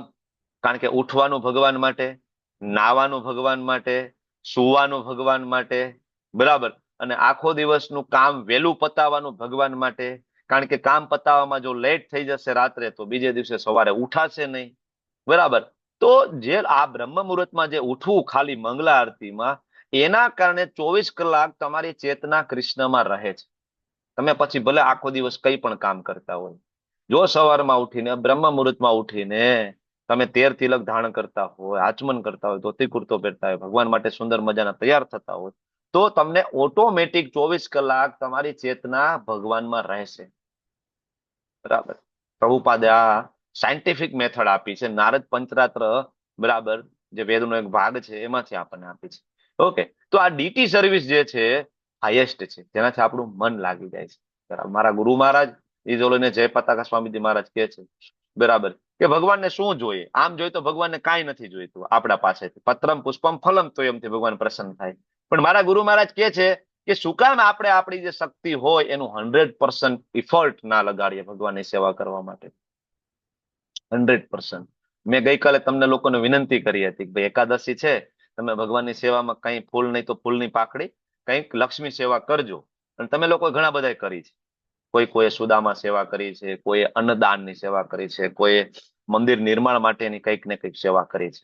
બરાબર. તો હું તમારો બધાને ખૂબ ખૂબ આભારી છું. કારણ કે આજે જુઓ, આજના અધ્યાયમાં ભગવાન પોતે કહે છે, મેં તમને ગઈકાલે કહ્યું કરવાનું, કારણ કે ગઈકાલે ઓસ્પિશિયસ ડે હતો, પણ આજે સ્વયં ભગવાન તમને કહે છે, મેં તમને ગઈકાલે જે કરવાનું કીધું છે એ જ. ઓકે. તો ભગવાન કહે છે કે હવે આ બીજા શ્લોકની અંદર ક્લિયર થઈ ગયું કે જે ભગવાનનો ભક્ત છે એ સર્વોચ્ચ છે. તો મૂર્તિ પૂજા અને વિગ્રહ પૂજામાં શું ભેદ છે? તો કે મૂર્તિ એટલે કોઈ પણ 4 રસ્તા ઉપર મૂર્તિ હોય એને મૂર્તિ કહેવાય. સરદાર વલ્લભભાઈ પટેલનું સ્ટેચ્યુ હોય, બરાબર, પછી શહીદ ભગતસિંહ, બરાબર, ભગતસિંહનું બરાબર સ્ટેચ્યુ, એને મૂર્તિ કહેવાય. પણ વિગ્રહ એટલે કે વેદોમાં વર્ણિત જે પ્રાણ પ્રતિષ્ઠાના મંત્રો દ્વારા કોઈ વિગ્રહની પ્રાણ પ્રતિષ્ઠા થાય, મૂર્તિની પ્રાણ પ્રતિષ્ઠા થાય, એને વિગ્રહ કહેવાય. તો આપણે મૂર્તિ પૂજામાં માનતા નથી. સનાતન ધર્મ મૂર્તિ પૂજામાં નથી માનતો. સનાતન ધર્મ માને છે વિગ્રહ પૂજાની અંદર, અને વિગ્રહના પ્રાણ પ્રતિષ્ઠાના મંત્ર વેદમાં આપ્યા છે. બરાબર. તફાવત છે મૂર્તિ અને વિગ્રહની અંદર. તો હવે આ વાત થઈ, બરાબર, કે ભગવાન, બરાબર, બહુ ક્લિયરલી કહે છે કે ભાઈ સાકારના ઉપાસક હોય ભક્ત ઉપર, તો નિરાકાર વાળાને ભગવાન મળે કે ના મળે? તો ભગવાન 3જા 4થા શ્લોકમાં કહે છે કે ધારો કે કોઈ નિરાકાર બ્રહ્મની ઉપાસના કરતો હોય. માયાવાદી અને બ્રહ્મવાદીમાં ફેર છે. તમે લોકો આગળ લેવલ 5 માં આવશો ત્યારે થોડું આજે કન્ફ્યુઝન ક્લિયર થશે. માયાવાદી અને બ્રહ્મવાદીમાં ફેર છે. માયાવાદી ક્યારેય ભગવાનને પામી ના શકે, નરકની યાતના ભોગવે. અને બ્રહ્મવાદી જે છે એના માટેનો આ શ્લોક છે કે વિભિન્ન ઇન્દ્રિયોને એમને કંટ્રોલ કરે અને બધા પ્રત્યે સમભાવ રાખે, અને પરમ બ્રહ્મ ભગવાન શ્રી કૃષ્ણ એનું જે નિરાકાર પાસું, એના શરીરમાંથી નીકળતું તેજ જે અવ્યક્ત છે, એની જો પૂજા કોઈ કરે, એક તો ઇન્દ્રિય અનુભૂતિથી પરે છે, બરાબર, સર્વવ્યાપી ભગવાનનું તેજ છે આધ્યાત્મિક જગતની અંદર, અચિંત્ય છે, અપરિવર્તનીય છે, અને અંતે મને પ્રાપ્ત કરશે. અંતે ભગવાન કહે છે કે બ્રહ્મ જ્યોતિને અલ્ટિમેટલી પ્રાપ્ત કરે. પણ બ્રહ્મ જ્યોતિને પ્રાપ્ત કરે, ભગવાન કે રસ્તો કેટલો કપરો છે. 5મો શ્લોકમાં કે કોઈ નિરાકારની ઉપાસના કોઈ કરે તો અહીં ભગવાન કહે છે ક્લેશો અધિકતર તેસામ, એની અંદર સૌથી વધારે ક્લેશ એને મળશે. કેમાં? તો કે અવ્યક્ત આસક્ત ચેતસામ, કે જેની ચેતના મારા અવ્યક્ત સ્વરૂપની અંદર આસક્ત થયેલી હશે, તો એની અંદર ક્લેશ અધિકતર, એમાં એને વધુમાં વધુ દુઃખ મળશે. મને પ્રાપ્ત કરવા વાળો આ જે રસ્તો જે છે એ બહુ દુઃખ ભર્યો છે. અવ્યક્તા હિ ગતિર દુઃખમ, અને ઇવન અવ્યક્તની ઉપાસના જે છે, મારા શરીરમાંથી નીકળતું બ્રહ્મ જ્યોતિ, એની ઉપાસના એ ગતિર દુઃખમ, એ દુઃખમય ગતિ છે એની અંદર, એ દુષ્કર છે. શું કામ? તો કે દેહવદ ભીરવાપ્યતે, કારણ કે તમે દેહાત્મ ભાવમાં છો, દેહધારી છો. દેહધારીઓ માટે આ ક્ષેત્રમાં પ્રગતિ સાધવી બહુ મુશ્કેલ છે. ભગવાન ક્લિયરલી કહી દીધું કે આ કરવાનો ધંધો, આ કરવા જેવો ધંધો નથી. આ નિરાકાર વાળી ઉપાસના ના કરાય, બહુ જ અઘરું છે, ડાયવર્ટ થવાના ચાન્સીસ પૂરેપૂરા છે. એના કરતા ઈઝી રસ્તો છે, તો ઈઝી રસ્તો આ છે, મૈયા વેશે મનોયમાં, તારું મન મારામાં લગાવી દે, ભક્તિ કર. તો હવે જે લોકો નિરાકારની ઉપાસના કરે એને તો ભગવત ધામ જવા માટે બહુ મુશ્કેલ પડે, જનરલી ના જઈ શકે, બ્રહ્મ જ્યોતિ સુધી જઈ શકે નિરાકાર વાળા, જે બ્રહ્મની ઉપાસના કરતા હોય, બ્રહ્મવાદીની હું વાત કરું છું. પણ ભક્ત કેવી રીતના ભગવત ધામ જાય? તો અહીં ભગવાન કહે છે કે યેતુ સર્વાણી કર્માણી, કે જે બધા જ કર્મ મય મારામાં, બરાબર, મય સંન્યસ્ય મતપરા, કે સર્વ કર્મ મારામાં અર્પણ કરે. અનન્ય નેવ યોગેન, એટલે કે અનન્ય નેવ યોગેન એટલે અન્ય કોઈ નહીં, એવા મામ એટલે કે મારામાં ધ્યાયંત ઉપાસતે, મારામાં સંપૂર્ણપણે એનું ધ્યાન પુરવીને મારી ઉપાસના કરે અને મારી સાથે ભક્તિ યોગથી જે જોડાઈ જાય છે, તેસામ એવામ, એ લોકોને, બરાબર, અહમ, હું પોતે સમુદ્ધરતા, એનો ઉદ્ધાર કરું છું. ક્યાંથી? મૃત્યુ સંસાર સાગરા. તો ભગવાન કે જે લોકો, બરાબર, પોતાના આખા દિવસના જે કઈ કર્મ કરે મને અર્પણ કરી દે, બરાબર, સતત મારી ભક્તિ કરતા હોય, મારી ઉપાસના કરતા હોય તો ભગવાન કે મૃત્યુ સંસારમાંથી હું એને બહાર કાઢી લઈશ, એને ચિંતા કરવાની જરૂર નથી. આવો શ્લોક આપણને 8મા અધ્યાયમાં પણ ભગવાન આપ્યો હતો ને, બરાબર. અનન્ય ચેતા સતતમ, બરાબર, એ વાળો શ્લોક છે. તસ્યા અહમ સુલભ પાર્થ, એ પાર્થ એના માટે હું સુલભ છું. ભગવાન અહીંયા એ જ વસ્તુ કહે છે કે જે લોકો મારી ભક્તિ કરે છે, તો ભગવાન કહે છે કે એને હું આ જન્મ મૃત્યુમાંથી હું કાઢી લઉં છું. એક સરસ મજાની એક નાની એવી કથા છે. એક રાજા અને એક મંત્રી એક સમયે એક સરોવરના કિનારે કે મોર્નિંગ વોક કરતા હતા, અને જોયું કે છોકરાઓ રમતા હતા ત્યાં સરોવરના કિનારે. તેમાંથી એક નાનો છોકરો રમતા રમતા અંદર પડી ગયો સરોવરમાં. તો રાજાએ તરત આદેશ કર્યો એના સૈનિકોને, સૈનિકો જાઓ જલ્દી આમને બચાવો. તો સૈનિકો તરત અંદર ગયા, સરોવરમાંથી છોકરાને બચાવી લીધો. થોડા દિવસ થયા, બરાબર, ને એક દિવસ એવું થયું કે રાજા એના નાના છોકરા સાથે મોર્નિંગ વોક કરી રહ્યા હતા, સાથેના મંત્રી હતા. હવે સરોવરના કિનારે ચાલતા હતા, રાજાનો છોકરો જે છે એનો પગ લસરી ગયો અને સરોવરમાં પડી ગયો, બરાબર. હવે આ સમયે રાજા કઈ પણ વસ્તુ વિચાર્યા વગર પોતે જ જમ્પ મારી ગયા અંદર, બરાબર. પોતે જમ્પ મારીને છોકરાને બચાવી લીધો. આ વસ્તુ સાબિત કરે છે કે જયારે ભગવાનને આપણે આપણા પિતા માનીએ છીએ, ભગવાનને, અને જ્યારે આપણે ભગવાનના પ્રિય બનવાની કોશિશ કરીએ છીએ, અહમ બીજ પ્રદ પિતા, ભગવાન આપણા પિતાજી છે, તો આ માનવાની કોશિશ કરીએ ત્યારે ભગવાન બીજું વિચારતા નથી કાંઈ. ભગવાન સ્વયં કુદાકો મારી દે છે, ચાલ હું કાઢી લઈશ. એટલે અહીંયા લખ્યું છે તેસામ અહમ સમુદ્રતા, હું કોઈને બીજાને મોકલીશ નહીં, સ્વયં આવીશ. કૃષ્ણ કહે છે હું સ્વયં આવીશ. અને ભગવાનનું એક બીજું નામ છે વિષ્ણુ. એટલે આપને ઘણીવાર પ્રશ્ન એમ થાય કે કૃષ્ણ મારો ઉદ્ધાર કરવા આવે કદાચ, તો પછી બીજા કોઈનો ઉદ્ધાર કરવા એક સમયે કેવી રીતના જઈ શકશે?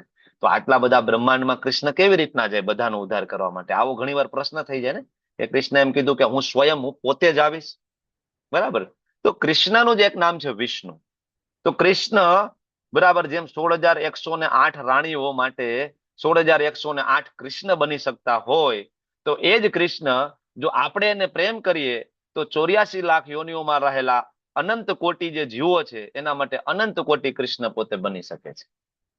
અને અનંત કોટી કૃષ્ણ બનીને એક એક જીવના એક એક કૃષ્ણ, બરાબર, ત્યાં જઈને એનો ઉદ્ધાર કરી શકે છે. ભગવાન એ વસ્તુ સમજાવી રહ્યા છે. ઘણી વાર એમ છે કૃષ્ણ તો એક જ છે, એ બરાબર તમારો ઉદ્ધાર કરવા આવે ને એ સમયે મારો એ કાર્યક્રમ પૂરો થતો હોય મારો ઉદ્ધાર કેમ કરે?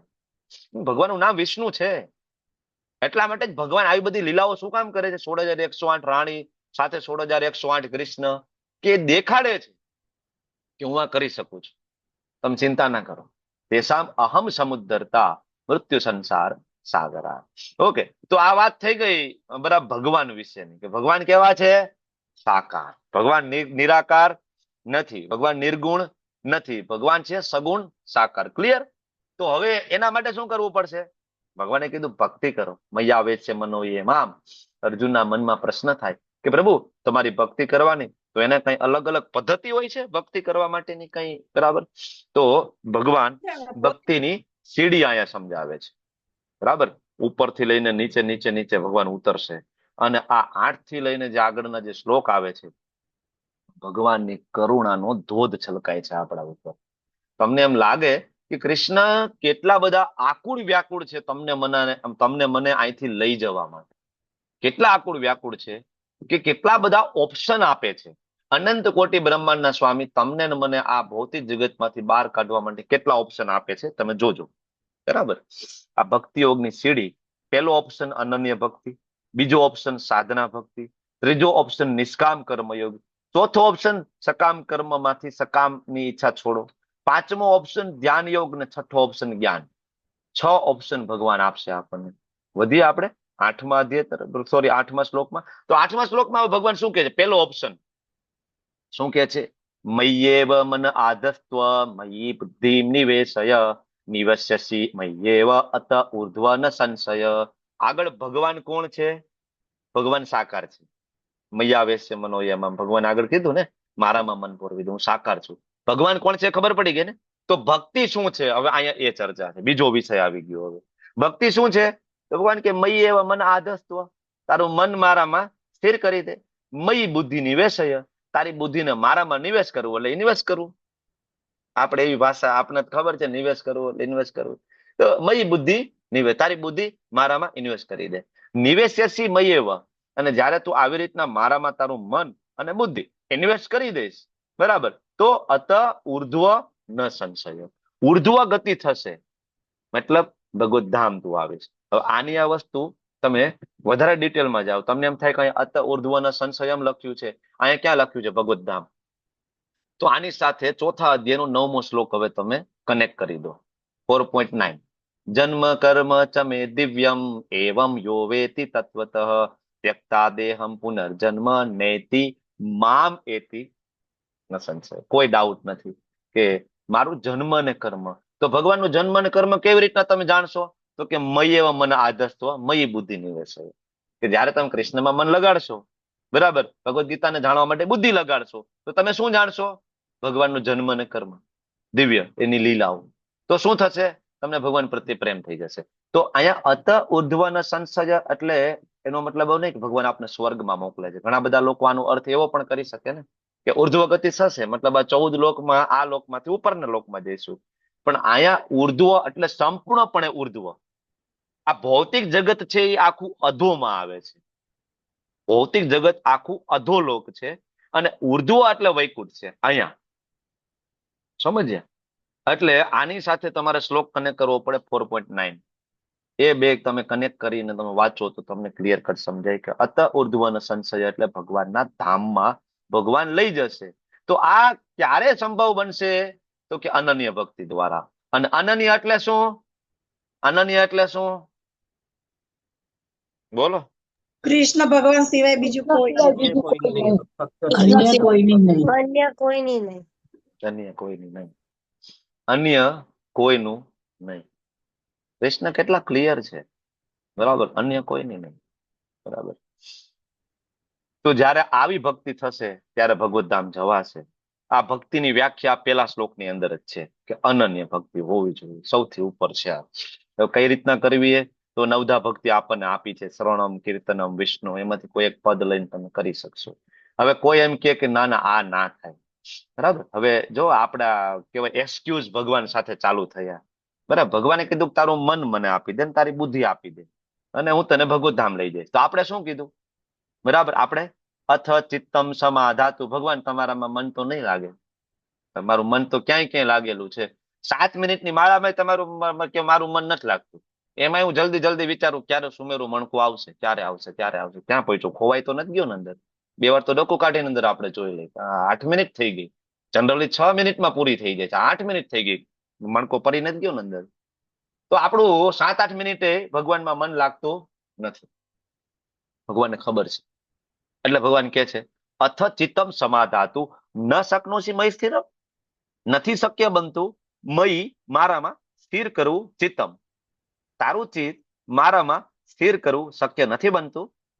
તો એક કામ કર, બીજો ઓપ્શન, ભગવાન બીજો ઓપ્શન આપે. શું? અભ્યાસ યોગેન તતો મામી છાપતુમ ધનંજય. એક કામ કર, તું અભ્યાસ કર યોગેન, મારી સાથે જોડાવાની વિધિ વિધાનો.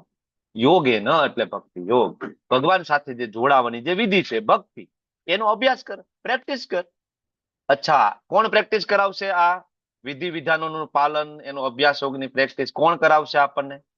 ભગવાન ઉપરથી આવીને કરાવશે? નહીં કરાવે. તો કોણ કરાવશે? આધ્યાત્મિક ગુરુ. ગુરુ. એટલે ભગવાને ચોથા અધ્યાયમાં આનો જવાબ ત્યાં આપ્યો છે. તદ્વિધિ પ્રણિપાતેન પરિપ્રશ્નેન સેવયા ઉપદેક્ષંતિ તે જ્ઞાનમ જ્ઞાની તદર્શન. કે ભાઈ તું ગુરુના શરણે જા, જ્ઞાન પ્રાપ્ત કર્યું છે અને તને અભ્યાસ યોગે ન એટલે કે ભક્તિ યોગના વિધિ વિધાનોનું પાલન કરતા તમે શીખડાવશે. આને કહેવાય વૈધિ સાધના ભક્તિ, જે આપણે કરી રહ્યા છીએ. કેવી ભક્તિ છે આપણી? વૈધિ સાધના ભક્તિ.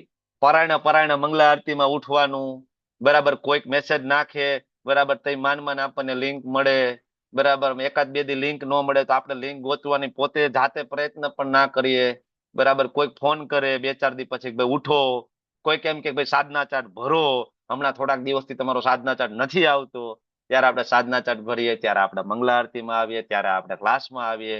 ટૂંકમાં ધક્કા ગાડી, સાદી ભાષામાં કહી તો ધક્કા ગાડી.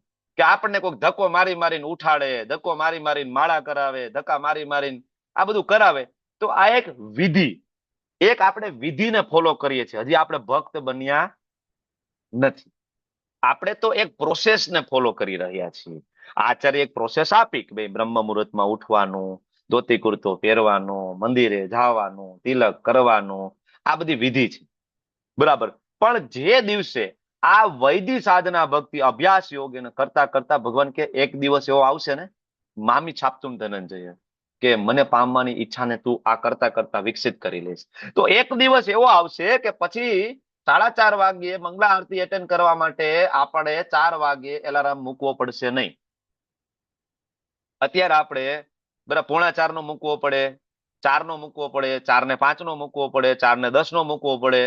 એ બધા ઘણી વાર બંધ થઈ જાય. પછી છેલ્લે આપણે 4:30 5 ઉઠીએ. આ વૈદિક સાધના ભક્તિ છે. પણ એક સમય જયારે એવો આવશે ને, બરાબર, કે આપણે એલાર્મની જરૂર નહીં પડે. આપણને 3:30 વાગ્યે આપમેળે ઊંઘ ઉડી જશે. આપણને ભગવાનનો વિરહ લાગશે. મારે ભગવાનની સેવા કરવાની છે, મારા ઠાકોરજીની સેવા કરવાની. ત્યારે આપણે આના ઉપરની લેવલની ભક્તિ, વૈદની સાધના ભક્તિની ઉપર આવે રાગાનુગા સાધના ભક્તિ. એમાં આવશું આપણે ધીમે ધીમે. અને પછી પ્રેમ ભક્તિ, ભાવ ભક્તિ એ હજી ઉપરના સ્ટેજ છે. બરાબર. તો આ બીજા નંબરની ભક્તિ. આપણે કીધું ભગવાન મન નથી લાગતું, બુદ્ધિ નથી લાગતી. ભગવાન એક કામ કર, ગુરુના શરણે જા અને તને શીખડાવશે પ્રોસેસ. અત્યારે તું એટલું કર, 4 નિયમનું પાલન કર, 4 નિયમનું પાલન, 16 માળા આટલું કર, ધીમે ધીમે થઈ જશે. ભોગ લગાડ, ફૂલ ચડાવ, એકાદશીના તું વ્રત કર. ભલે તને મારી યાર પ્રેમ ન હોય કઈ નહીં ને, 15 દિવસે એક વાર ડાયટિંગ કરું છું એમ સમજીને તો એકાદશી કર. આને વૈદિક સાધના ભક્તિ કહેવાય. બરાબર, કે ડાયટિંગ ભાઈ 15 દિવસે એક વાર. આમે પેટ વધી ગયું છે, 15 દિવસે એક વાર ઓછું કહે, શું ફેર પડે આપણને? તો આ વૈદિક સાધના ભક્તિ. હવે કોઈ એમ કે ના ના, હું તો ગુરુના શરણે ના જાઉં, મારે તો આવા બધા નિયમનું પાલન મારાથી ના થાય ને. બરાબર. તો ભગવાન જો કેટલા કૃપાળુ છે. આગળ શું કે છે? અભ્યાસે અપ્ય સમર્થોસી, અભ્યાસે અપી અસમર્થોસી. હવે તું આ અભ્યાસ કરવામાં અસમર્થ થાશો? ભગવાન પૂછે છે. એકચ્યુઅલી આ છે ને અર્જુનનો આ લાગતો ઓળખતો છે જ ને. આ અધ્યાય તમે જોવા જાવ તો આ અધ્યાય આપણને લાગતો ઓળખતો છે કે આ બધા જ એક્સક્યુઝ આપણા છે. મન નથી લાગતું, બુદ્ધિ નથી લાગતી, ગુરુના શરણે નથી જવું, દીક્ષા નથી લેવી, 4 નિયમનું પાલન નથી કરવું, માળા નથી કરવી. બરાબર. આ બધા જ એક્સક્યુઝ ને ભગવાન અહીંયા કવર કરે છે. તો ભગવાન આ 3જા શ્લોકમાં આપણો બીજો એક્સક્યુઝ કે ભાઈ આ વિધિ વિધાનોનું પાલન તો મારાથી ન થાય પ્રભુ, ગુરુના શરણે જવું નિયમના નહીં થાય. તો ભગવાન કે કામ કરને, મત કર્મો, તું મારા માટે કર્મ કર. ચાલ, બરાબર. મદર્થપી કર્માણી, જયારે તું મારા માટે કર્મ કરીશ ને તો એક દિવસ મને બરાબર જે પામવાની ઈચ્છા બરાબર એને તું પૂર્ણ કરી શકીશ. મતલબ ધારો કે કોઈ વ્યક્તિ હવે દીક્ષા નથી લેવી, માળા નથી કરવી, નિયમનું પાલન નથી કરવું, તો કોઈ વ્યક્તિ એવું માને કે ભાઈ કાંઈ વાંધો નહીં ભાઈ, હવે હું છે ને ભગવાન માટે કર્મ કરીશ ભાઈ. જો મને છે પ્લમ્બિંગ નું કામ સારું આવડે, આપણાથી ભક્તિ ના થાય પણ તમારા મંદિરમાં કઈ પ્લમ્બિંગ નું કામ હોય મને કહેજો, હું કરી દઈશ. બરાબર. આપણાથી ભાઈ માળાની બધું બહુ કઈ ખાસ ના થાય, પણ તમારે જો ભાઈ મને વેલ્ડિંગ કરતા સારું આવડે, તમારા અહીં કઈ શેડ બનાવવાનો ને એવું કઈ હોય ને વેલ્ડિંગ નું કામ હોય મને કહેજો, હું કરી જઈશ. બરાબર. તો આવા પણ લોકો તમને સમાજમાં ઘણા જોવા મળશે. બરાબર, કે ખાલી મંદિરની અંદર સેવા જ કરતા હોય, એ માળાઈ ના કરતા હોય. બરાબર. એ ભગવાનના ઘણી વાર દર્શન કરવા ના જતા હોય, એની બારોબાર ખાલી સેવા કરતા હોય. એ બધાને પ્રસાદનું વિતરણ કરતા હોય, હોશે. બરાબર. એ બધું કરતા હોય, બીજી બધી સેવા કરશે, પણ ઉપરના બે નહીં. તો ભગવાન કાંઈ વાંધો, આટલું કરીશ ને મારા માટે કર્મ. આનાથી શું થશે ખબર છે? કે ભગવાન માટે કર્મ કરવાથી એ વ્યક્તિ ધીમે ધીમે ભક્તોના સંઘમાં આવી જશે. કારણ કે આવશે તો મંદિરે જ ને. અને આ તમે જોવા મળે બેસ્ટ તમને યાત્રાની અંદર, કે યાત્રામાં એવા ઘણા બધા લોકો આવે કે જે ખરેખર ભક્તિ ના કરતા હોય, એ માળા ના કરતા હોય, મંગલા આરતીમાં ના આવતા હોય, કઈ ન હોય, પણ એ લોકો આવે આપણા ભેગા યાત્રામાં આવે, પછી એ દોડીને સેવા કરે. પ્રભુજી આ કરી નાખો, પ્રભુજી ઓલું કરી નાખો, પ્રભુજી આ કરી નાખો, અને ખરેખર ખૂબ સેવા કરે. તો આનાથી થાય શું? કારણ કે આ સેવા ભગવાન માટે થઈ, આ સેવા વૈષ્ણવ માટે થઈ, અને એનો ભગવાન અને ભગવાનના શુદ્ધ ભક્તો સાથેનો સંગ થયો ને, એટલે એ એક સ્ટેપ ધીમે ધીમે ઉપર આવી જશે. બરાબર. કે પ્રભુજી લાવો ને હું હવે એક માળા ચાલુ કરી દઉં. એટલે જો યાત્રામાંથી ઘણા બધા આવે અને તરત માળામાં સુધારો આવી જાય. આવું થાય કે ના થાય? પ્રેક્ટિકલ છે ને આ જે ચેપ્ટર તમે જો, પ્રેક્ટિકલ ચેપ્ટર છે. આવું થાય ને તમારા બધા સાથે થતું હશે ને. ઇવન જેની માળા, હા બોલો, અલ્પેશ કલોત્રા પ્રભુ, થાય કે નહીં આવું? થાય પ્રભુ. થાય ને. હું એક માળા કરતો હતો કાલમાં હા. 17 કરી અને કન્ટિન્યુ 5-10 નેટવર્ક જતું રહ્યું તમારું. હરે કૃષ્ણ, હરે કૃષ્ણ, હરે હરે કૃષ્ણ, હરે હરે કૃષ્ણ. હરે કૃષ્ણ. આવ્યું, હવે આવ્યું. અરે પ્રભુ, પેલા માળા નતા કરતા, પેલા તો હા. અમે ક્લાસ જોઈન કરતા. હવે હા. 16 માળા થઈ જાય છે, 10 માળા એમ કન્ટિન્યુ ચાલુ રહી છે. અરે વાહ, જોયું ને. એટલે આ ચેપ્ટર બહુ પ્રેક્ટિકલ છે, ભગવાનના શબ્દો, કે કોઈ ભગવાન માટે કર્મ કરે. આ જેસર, અમારી જેસર ટીમ છે, બરાબર. અલ્પેશ પ્રભુ, રાજ્યગુરુ પ્રભુ, કિરણ પ્રભુ ના બધા મિત્ર મંડળ છે આખું. દોડી દોડીના લોકો કામ કરતા હતા. તમને ખબર હતી કે ભલે અત્યારે લોકો માળા નથી કરતા, પણ આગળ એ કરશે અને આગળ એ યોગ્ય રસ્તા ઉપર જરૂર આવી જશે ધીમે ધીમે. તો આ જ છે ને ભક્તિ યોગ. એટલે ભગવાન કેટલા જો દયાળુ છે કે બધી જ પ્રકારના લોકોને કેમ કરીને આવરી લેવા, બરાબર. ભગવાન એનો રસ્તો અહીંયા આપે છે. હવે કોઈ એમ કે ના ના ભગવાન, હું કઈ તમારા માટે થોડો કર્મ કરું, મારી પાસે કઈ એટલો ટાઈમે ન હોય ને, હું એક તો હોય બિઝી પાછો, અને આ બધું આપણાથી ના થાય, બરાબર. તો ભગવાન હવે એક પગલું નીચે ઉતરે છે. ભગવાન કહે છે કામ કર, તું મારા માટે કર્મ ના કરી શકે તો કાંઈ નહીં, પણ તું તારા જે કર્મ કરતો હોય ને, શર્મ કર્મ ફલ ત્યાગમ, એનો ફળ ત્યાગ કરી દે. તું ભલે મારા મંદિરમાં આવીને કામ ન કર, બરાબર, કોઈ વાંધો નથી. મારા માટે તું દોડી દોડીને કામ ન કર, કોઈ વાંધો નથી. તું જે કામ કરતો હોય, જોબ કરતો હોય, બિઝનેસ કરતો હોય, એ કામમાંથી જે ફળ મળે ને, એનો ત્યાગ કરી દે મારા માટે, બરાબર. એટલે આપણે જે કઈ કરતા હોય, બિઝનેસ હોય, જોબ હોય, ધંધો હોય, એમાંથી જે ફળ મળે થોડુંક ભગવાન માટે. એટલે મેં તમને ગઈકાલે કીધું હતું કે ભાઈ ફૂલ નહીં તો ફૂલની પાખડી તમે ભગવાન માટે કરો. કારણ કે આ પણ ભક્તિના આ જે 6 સ્ટેજ છે ભગવાનને પ્રાપ્ત કરવા માટેની પદ્ધતિના, એમાંનું આ એક પગથિયું છે, બરાબર. કે પોતાના સર્વ કર્મોના ફળોનો ત્યાગ કરવાનો પ્રયત્ન કર. આ કરશું, ફળનો ત્યાગ કરીને કોને આપવાના છે? તો આપણે 4થા 5મા અધ્યાયમાં જ ભણી ગયા છીએ, બરાબર. ભગવાનને આપવાનું છે, બરાબર. ને આગળ અમને 9મા અધ્યાયમાં ભગવાને કીધું ને, યત કરોસી યજ્ઞાસી યત જુઓસી દદાતિ યત વાળો શ્લોક, તત કુરુષુ મદ અર્પણમ, મને અર્પણ કર. તો એ અહીંયા આપણે એ શ્લોક આની સાથે જોડવાનો છે, તો આપણે આને સંપૂર્ણ રીતના સમજી શકીએ. એટલે ભગવાન કહે છે ફળનો ત્યાગ કરીને મને આપો. તો ઘણા બધા આવું કરે છે. ઘણા બધા જો કાંઈ ના કરે, ઘણા બધા લોકો યાત્રામાં પણ ના આવે, મંદિરે પણ ના આવે, મંગલા આરતીમાં ના આવે, માળા પણ ના કરે, પણ પછી એમ કે પ્રભુજી તમે લોકો યાત્રામાં જાઓ છો ને, તો અમારા તરફથી છે ને આ સેવા, બરાબર, કે ભાઈ તું બરગા કહેવાય કે 2000 રૂપિયા તમે પાણી માટે, 2000 રૂપિયા, 5000 રૂપિયા ધજા માટે, બરાબર, વોટ એવર, કે વૈષ્ણવ સેવા માટે, કોઈ કે ભાઈ ORS માટે, વોટ એવર. તો ઘણા એવા લોકો હોય કે જે આમાંથી કાંઈ ના કરતા હોય, એમ થાય કે ચાલો આપણે લક્ષ્મી સેવા કરીએ. તો આ પણ એક રસ્તો છે. આનાથી પણ ભગવાન શું કહે છે? આત્મસિદ્ધ થવાનો તું પ્રયત્ન કરીશ, બરાબર, અને છેલ્લે મને પ્રાપ્ત કરીશ. ઓકે, તો આ 4થો રસ્તો. હવે 5મામાં કોઈ એમ કે ભગવાન આ ના થાય, બરાબર, હું તો ભાઈ મારા પૈસા મારા, હું કોઈને એમાંથી કઈ રૂપિયો ન આપું.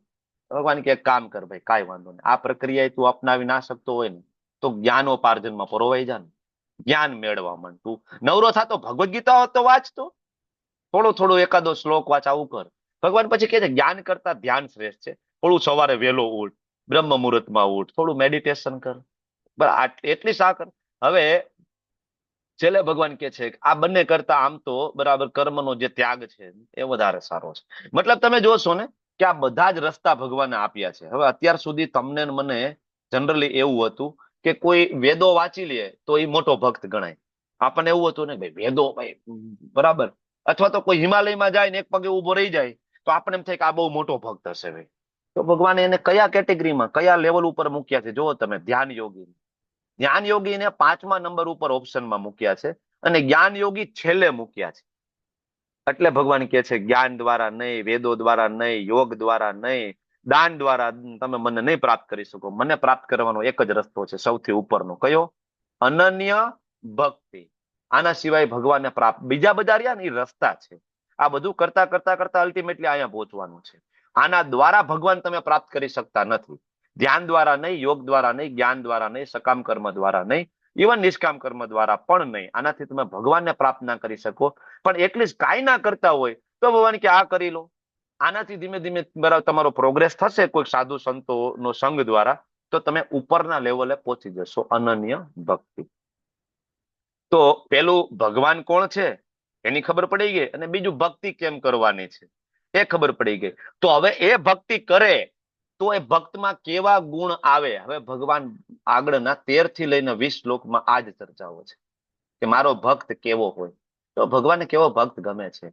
કોઈનો દ્વેષ ના કરતો હોય, જીવ માત્ર પ્રતિ દયાળુ હોય, પોતાને સ્વામી ના માનતો હોય, મિથ્યા અહંકારથી રહિત હોય, સુખ દુઃખમાં સમાન. બહુ અઘરું છે. ખાલી વાંચવું અને બોલવું સહેલું છે, બાકી સુખ અને દુઃખમાં એ તો માથે દુઃખ આવે ને જણઝણાટી આવી જાય, ઉકળી જાય આપણે તરત. બરાબર. સુખ દુઃખમાં સમાન ના રહી શકાય. ખાલી ભગવાનનો ભક્ત હોય સમાન રહી શકે. સહિષ્ણુ હોય, સદા સંતુષ્ટ હોય, આત્મસંયમી, ઇન્દ્રિય ઉપર સંયમ હોય. આપણો છે? અઘરું છે. બરાબર ને? દ્રઢ નિશ્ચયપૂર્વક મારામાં મન તથા બુદ્ધિ સ્થિર કરીને ભક્તિ પરાયણ રહે, આવો ભક્ત મને બહુ પ્રિય છે. બરાબર ને? એટલે કોઈ પણ આવીને કહી શકે ને કે ભાઈ ઠીક છે ભાઈ, હું ભક્ત છું. ભાઈ ભગવાને ભગવદ ગીતામાં કીધું છે ને, ભક્ત ઉત્તમ છે, હું ભક્ત છું.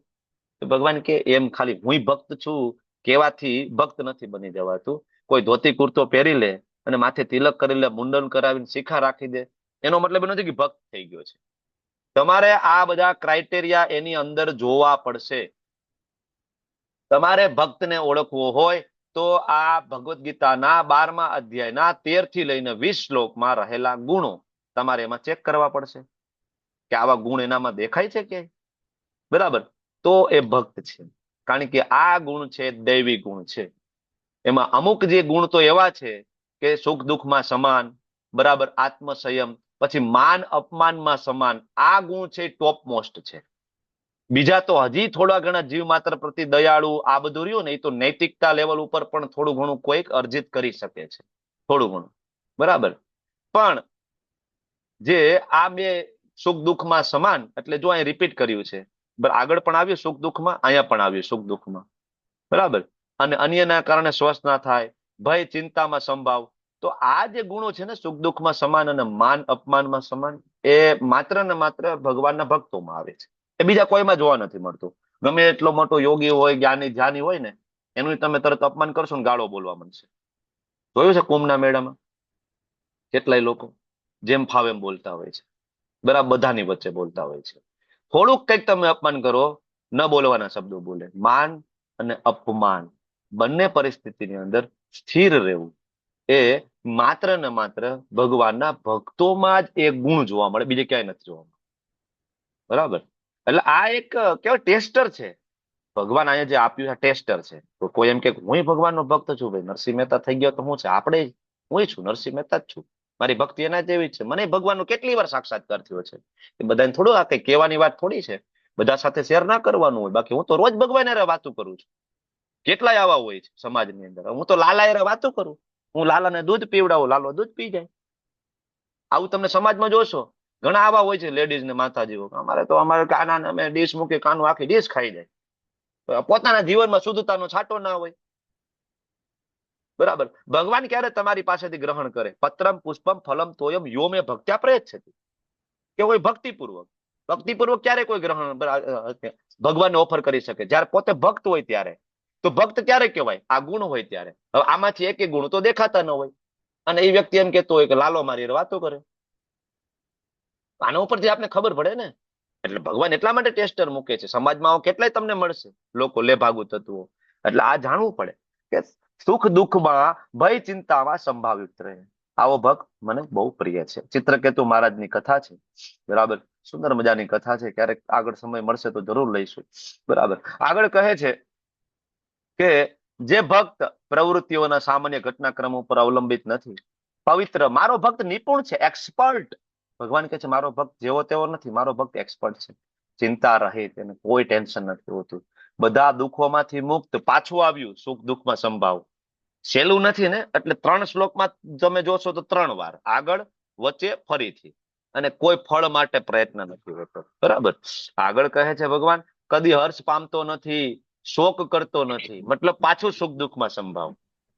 સમજ્યા તમે? ચોથો શ્લોક આવ્યો, ચોથા શ્લોકમાં એ જ વસ્તુ, સુખ દુઃખમાં સંભાવ. પશ્ચાતાપ કરતો નથી, કશું ઈચ્છતો નથી શુભ અશુભના કારણે, બરાબર. આવો ભક્ત મને બહુ પ્રિય છે. અને ભગવાન કહે છે શત્રુ અને મિત્ર પ્રતિ સમાન રહે છે, માન અને અપમાનમાં, ઠંડી અને ગરમીમાં, સુખ દુઃખમાં, કીર્તિ અપકીર્તિમાં સંભાવ. એને નિવાસ માટે ઘરની પરવાય નથી હોતી. અને એવો નથી કે એને કઈ ખબર નથી પડતી. એટલે ભગવાન કહે છે જ્ઞાનમાં દ્રઢ હોય. મારો ભક્ત મારી ભક્તિ કરે છે એનો મતલબ એવો નથી કે એને યોગ માર્ગની ખબર નથી, ધ્યાન માર્ગની ખબર નથી, કર્મ માર્ગની ખબર નથી, નિરાકાર વાળો રસ્તો ખબર નથી, બ્રહ્મવાદ ખબર નથી, માયાવાદ ખબર નથી. એને બધું ખબર છે. મારો ભક્ત, આગળ શબ્દ આવ્યો નિપુણ, અને અહીંયા ભગવાન કહે છે મારો જે ભક્ત છે જ્ઞાનમાં દ્રઢ છે. મતલબ મારો ભક્તે બધું જ વાંચ્યું છે, મારો ભક્ત એક્સપર્ટ છે, બરાબર. અને એ બધું વાંચીને એનો સાર જે છે હું છું ભક્તિ યોગ, અને મને ગ્રહણ કરે છે. એટલે ભગવાન કે મને પ્રિય છે. મારો ભક્ત છે એ ખાલી ઇમોશનલ નથી, ભક્તિ એ ખાલી લાગણી વેળા નથી. ઘણા બધા એમ કે ભાઈ ઠીક છે, હરે કૃષ્ણ ટીંગ ટીંગ ટીંગ ટીંગ ટંકોરી વગાડો, આખો દી તમારે કઈ ધંધો નથી, આ તો લાગણી વેળા છે. બાકી ખરેખર તો બરાબર હિમાલયમાં જઈને આવું કરવું જોઈએ. ભક્તિ તો લાગણી વેળા છે, એ તો લેડીઝ નું કામકાજ છે, લેડીઝ કરતી હોય, બરાબર. ભક્તિ લાગણી વેળા નથી, ભક્ત છે, એક્સપર્ટ છે. આજે પણ તમે નરસિંહ મહેતાના ભજનો સાંભળો અને એને થોડું સમજવાની કોશિશ કરો. આજે પણ ગંગા સતીના ભજનો, બરાબર, વીજળીના ચમકારે મોતીડા પરોવે પાનભાઈ વાળા જે ભજન જે છે એને સાંભળો અને એને બાયફર્કેટ કરીને સમજવાની કોશિશ કરશો. એક્ઝેક્ટ ભગવદ્ ગીતાનો સંદેશ છે એની અંદર. એને ક્યાં ખબર પડી ગઈ હશે, બરાબર, કારણ કે જ્ઞાનમાં એક્સપર્ટ છે. ભગવાન દદામી બુદ્ધિ યોગમ તમ યેન મામુપયાન્તિ, ભગવાન આપે છે. માન અપમાન શત્રુ મિત્ર સાથે સમાન રહેવું સહેલું નથી. અંબરીશ મહારાજે આ કરીને બતાવ્યું છે. જયારે દુર્વાસા મુનિએ, બરાબર, નાની એવી ભૂલ હતી અંબરીશ મહારાજની. આજનો દિવસ દ્વાદશી, બરાબર, પારણા હતા, અને ત્યારે દુર્વાસા મુનિ આવી ગયા, અને દુર્વાસા મુનિ કે હું સ્નાન કરીને આવું છું, અને અંબરીશ મહારાજે એની ગેરહાજરીમાં મંત્રીઓને પૂછી અને ચરણામૃત લીધું ખાલી, કારણ કે પારણાનો સમય જતો રહેતો હતો. અને દુર્વાસા ખૂબ ગુસ્સે થયા, પોતાની લટ છોડી અને એમાંથી એક રાક્ષસ પ્રગટ કર્યું કે અંબરીશને મારી નાખ, કાપી નાખી. કે આ પાખંડી છે, કે હું મારા જેવો સંત આવ્યો ને મને છોડીને આને પારણા કરી લીધા, મારી નાખ. અને તરત જ ભગવાનનું સુદર્શન, બરાબર, પ્રગટ થાય અને આનું ગળું કાપી નાખે છે. અને પછી દુર્વાસાની પાછળ, બરાબર, દુર્વાસા આગળ અને સુદર્શન પાછળ, અલગ અલગ લોકની અંદર દુર્વાસા જાય છે. બ્રહ્મલોકમાં બ્રહ્માજી પાસે જાય છે, મને બચાવો. બ્રહ્માજી કે મારું કામ નહીં. કૈલાસ ઉપર ભગવાન મહાદેવ પાસે જાય છે, પ્રભુ મને બચાવો. શિવજી કે સુદર્શનમાં મારું કામ. બરાબર, ભગવાન વિષ્ણુ પાસે જાઓ. છેલ્લે ભગવાન વિષ્ણુ પાસે જાય છે દોડીને, પ્રભુ મને બચાવો, તમારું સુદર્શન પાછળ છે. ત્યારે ભગવાન કહે છે અહમ ભક્ત પરાધીનો, હું તો મારા ભક્તને પરાધીન થયેલો છું. મારું સુદર્શન અત્યારે એના ભક્તની સેવામાં છે. એમાં મારું પણ ચાલે એમ નથી. તમારે બચવું હોય તો રસ્તો એક જ છે કે જેનો તમે વૈષ્ણવ અપરાધ કર્યો છે, ભક્ત પાસે જાઓ, દંડવત પ્રણામ કરો અને ક્ષમા યાચના કરો. દુર્વાસા મુનિ દોડીને ફરીથી અંબરીશ મહારાજ પાસે આવે ને જો એને પગ પકડી લે છે, ભૂલ થઈ ગઈ, મને ક્ષમા કરી દો. વિચાર કરો, અંબરીશ મહારાજ રાજા છે, ગૃહસ્થ છે, રાજપાટ ચલાવે છે તમારી મારી જેમ, પત્ની બાળકો છે, અને દુર્વાસા વૈરાગી, ત્યાગી, તપસ્વી સંત છે. છતાં પણ જુઓ તમે કે આ ભક્તિ યોગી ઉત્તમ છે કે પછી આ ધ્યાન યોગી કે તપસ્વી યોગી ઉત્તમ છે, એનું આ બેસ્ટ એક્ઝામ્પલ શાસ્ત્રમાં આપ્યું છે. બરાબર, અંબરીશ મહારાજ કહે છે કે આખી જિંદગીમાં મેં તપશ્ચર્યા કરી હોય, બરાબર, અને ભગવાનને પ્રસન્ન કરવાની કોશિશ કરીને ભગવાન તમે એને કાંઈ પણ પ્રસન્ન થયા હોય તો એનું સંપૂર્ણપણે એનું શ્રેય, એનું ફળ હું આ દુર્વાસાને આપવા માંગુ છું. તમે એનું જીવન દાન આપો, રક્ષા કરો. ત્યારે સુદર્શન મહારાજ છે અપ્રકટ થાય છે. તો આ છે માન અપમાન. અને છેલ્લા શ્લોકની અંદર કહે છે, હવે છેલ્લો શ્લોક, યે તુ ધર્મ અમૃતમ ઇદમ, ધર્મનું અમૃત શું છે? ભગવાન કહે છે યથોક્તમ પર્યુપાસતે, પર્યુપાસતે, ઉપાસના. ઉપાસના એટલે શું? ભક્તિ. શ્રદ્ધાના, શ્રદ્ધા એટલે શું? ભક્તિ. મત્પરમા, બરાબર, ભક્ત્વા. તો આ ભક્તિ ભક્તિ ભક્તિ ભક્તિ, બરાબર, ધર્મનું અમૃત છે. એટલે ખરેખર અલ્ટિમેટ ધર્મનું અમૃત શું છે? ભક્તિ. એટલે કહે છે છેલ્લા શ્લોકમાં કે જેઓ આ ભક્તિ યોગના વિનાશી પંથનું અનુસરણ કરે છે, મને પોતાનો સર્વોપરી ધ્યેય માને છે, શ્રદ્ધાપૂર્વક પૂર્ણ રીતે મારામાં પરાયણ રહે છે, આવા ભક્તો મને બહુ પ્રિય છે. બરાબર, બિલ્વ મંગલ ઠાકોરની આ જે તમે પ્રસંગ જોવો, પિક્ચર જોવો છો, બરાબર, બિલ્વ મંગલ ઠાકોર 700 વર્ષ સુધી વૃંદાવનમાં રહ્યા. સાઉથના એક બ્રાહ્મણ, ખૂબ ધન સંપત્તિ અને પૈસા, અને જયારે બહુ ધન સંપત્તિ આવે તો ક્યારેક આડાવડા ફંટાઈ જવાના ચાન્સ રહે. બિલ્વ મંગલ ઠાકોરનું પણ એવું થયું, બરાબર, ખૂબ રૂપિયા અને પૈસા આવવાના કારણે થોડું ડાયવર્ઝન આવી ગયું જીવનની અંદર, બરાબર.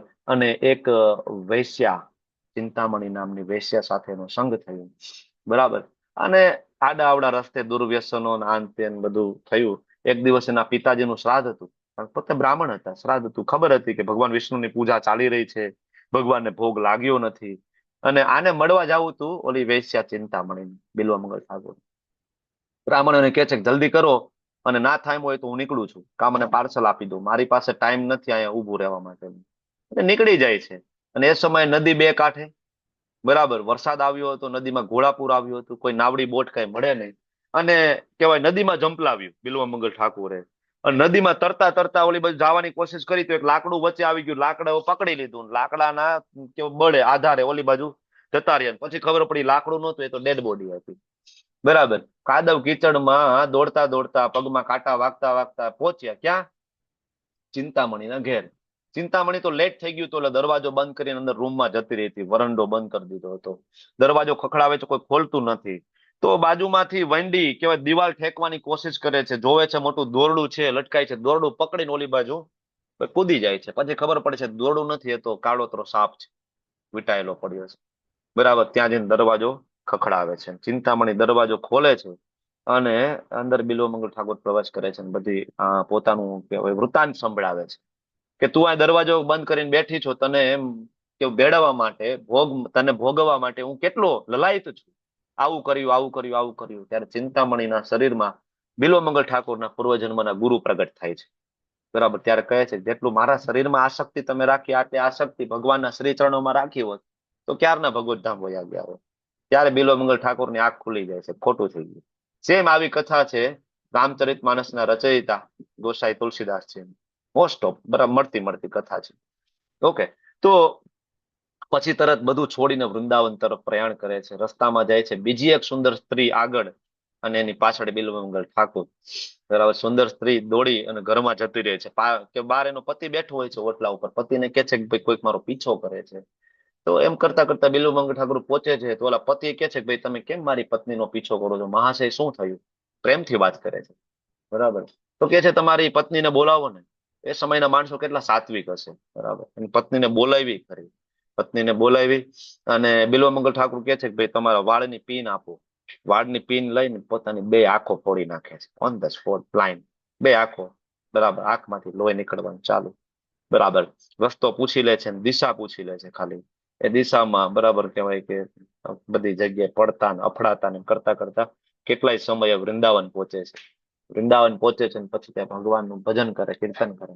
એટલું પ્રગાઢ કીર્તન ભગવાનનું કરે બિલ્વમંગલ ઠાકોર કે સાક્ષાત ભગવાન કૃષ્ણ આવીને એને આંખો પ્રદાન કરે છે, બંને આંખ ફરીથી પ્રદાન કરે છે. એકવાર ભગવાનના દર્શન કર્યા પછી કહે છે કે આંખ પાછી લઈ લો, કારણ કે જે આંખ દ્વારા તમારા દર્શન થયા ને એ આંખ દ્વારા ભૌતિક જગતમાં હું કોઈને આવે દર્શન કરવા માંગતો નથી. ફરીથી આંખો ભગવાન કે ના લઈ જ લો, જોતી જ નથી, બ્લાઇન્ડ બનીને જ રહે છે. ભગવાન કૃષ્ણ એવરીડે એના ભજનો સાંભળવા આવે, જો સામે બેઠા છે નાના એવા કૃષ્ણ, રોજ આવીને સાંભળે, રોજ કીર્તન સાંભળે, બરાબર. સાક્ષાત મુક્તિ મૂર્તિમન સ્વરૂપે આવીને ઉભી છે, અને બિલ્વમંગલ ઠાકોરને કહે છે કે હવે હું મુક્તિ આપી દઉં, હું તમને તેડવા આવ્યો છું. બિલ્વમંગલ ઠાકોર કે મુક્તિ નથી જોઈતી, મારે તો ભગવાનની ભક્તિ જોઈએ છે, ભગવાનની સેવા જોઈએ છે. આ ભગવાનના ભક્તોનો ભાવ છે, બરાબર. તો આ બધી કથા આપણે ઘણી બધી આ અધ્યાયમાં ચેપ્ટર છે, આપણે કથાઓ છે, ક્યારેક આગળ પણ આપણે લઈશું, ચર્ચા કરીશું. પણ અધ્યાય એટલો બધો ઇન્ટરેસ્ટિંગ અને એટલો બધો નાનો અધ્યાય છે, પણ છતાં બધું આપ્યું છે કે ભગવાન કેવા છે, ભગવાન સાકાર છે, સાકારમાં જે આપણી શ્રદ્ધા હોય એ સર્વોચ્ચ સર્વશ્રેષ્ઠ છે, મતલબ ભક્તો સુપ્રીમ છે. ભગવાન બીજા શ્લોકની અંદર આ વસ્તુ કહી દીધી, બરાબર. ત્રીજા શ્લોક થી આગળ નિરાકાર વાળાની ગતિ દુઃખમય છે એ પણ વાત કરી દીધી, બરાબર. અને પછી ભક્તિ કેવી રીતના કરવી, તો કે ભાઈ અનન્ય ભક્તિ કરો તો એ ખરેખર એ જ ભક્તિ છે. પણ આપણે એ ના કરી શકીએ તો ભગવાન કેટલા કરુણામય છે આપણા ઉપર, કે આ નહીં તો આ કરો, આ નહીં તો આ કરો, આ નહીં તો આ કરો, આ નહીં તો આ કરો, કેટલા બધા ઓપ્શન આપે, બરાબર. અને પછી ભગવાન એ પણ કહે તમે ભક્ત બનો તો તમારામાં કેવા ગુણ આવે, બરાબર. અથવા તમે કોઈને આઈડલ માનતા હોય ભક્ત, તો તમે એનામાં જોવો કે એનામાં કયા કયા ગુણ છે, તો તમે એને આઈડલ માનો. તમે કોઈને શિક્ષા ગુરુ માનતા હોય, દીક્ષા ગુરુ માનતા હોય, તમે કોઈને ભક્ત માનતા હોય, તો આપણે જોવું પડે ને આપણે કે ભાઈ આ ભક્ત છે કે નહીં, આ બધા ગુણો છે કે નહીં. ભલે કદાચ 100% ના, થોડા કઈક નજીક તો પડતો હોવો જોઈએ. વાણીમાં જુદું હોય અને વર્તનમાં જુદું હોય તો ભક્ત નથી. ઓકે, એટલે અધ્યાય બહુ જ પ્રેક્ટિકલ છે. ભગવાન કોણ છે, ભક્તિ એટલે શું, અને ભક્ત કેવો હોય. ભગવાન, ભક્તિ અને ભક્ત ત્રણેય વસ્તુ એક જ અધ્યાયમાં ખૂબ ડિટેલમાં ભગવાન કવર કરે છે. વાંછાકલ્પતરુ વ્યસ્ત કૃપા સિંધુ ચ પતિતાનાં પાવનેભ્યો વૈષ્ણવેભ્યો અનંત કોટિ વૈષ્ણવ અનંત કોટી વૈષ્ણવ વૃંદ કી જય, શિલા પ્રભુપાદ કી જય. હરે કૃષ્ણ કૃષ્ણ કૃષ્ણ હરે હરે, હરે રામ રામ રામ હરે હરે. હરે કૃષ્ણ પ્રભુજી.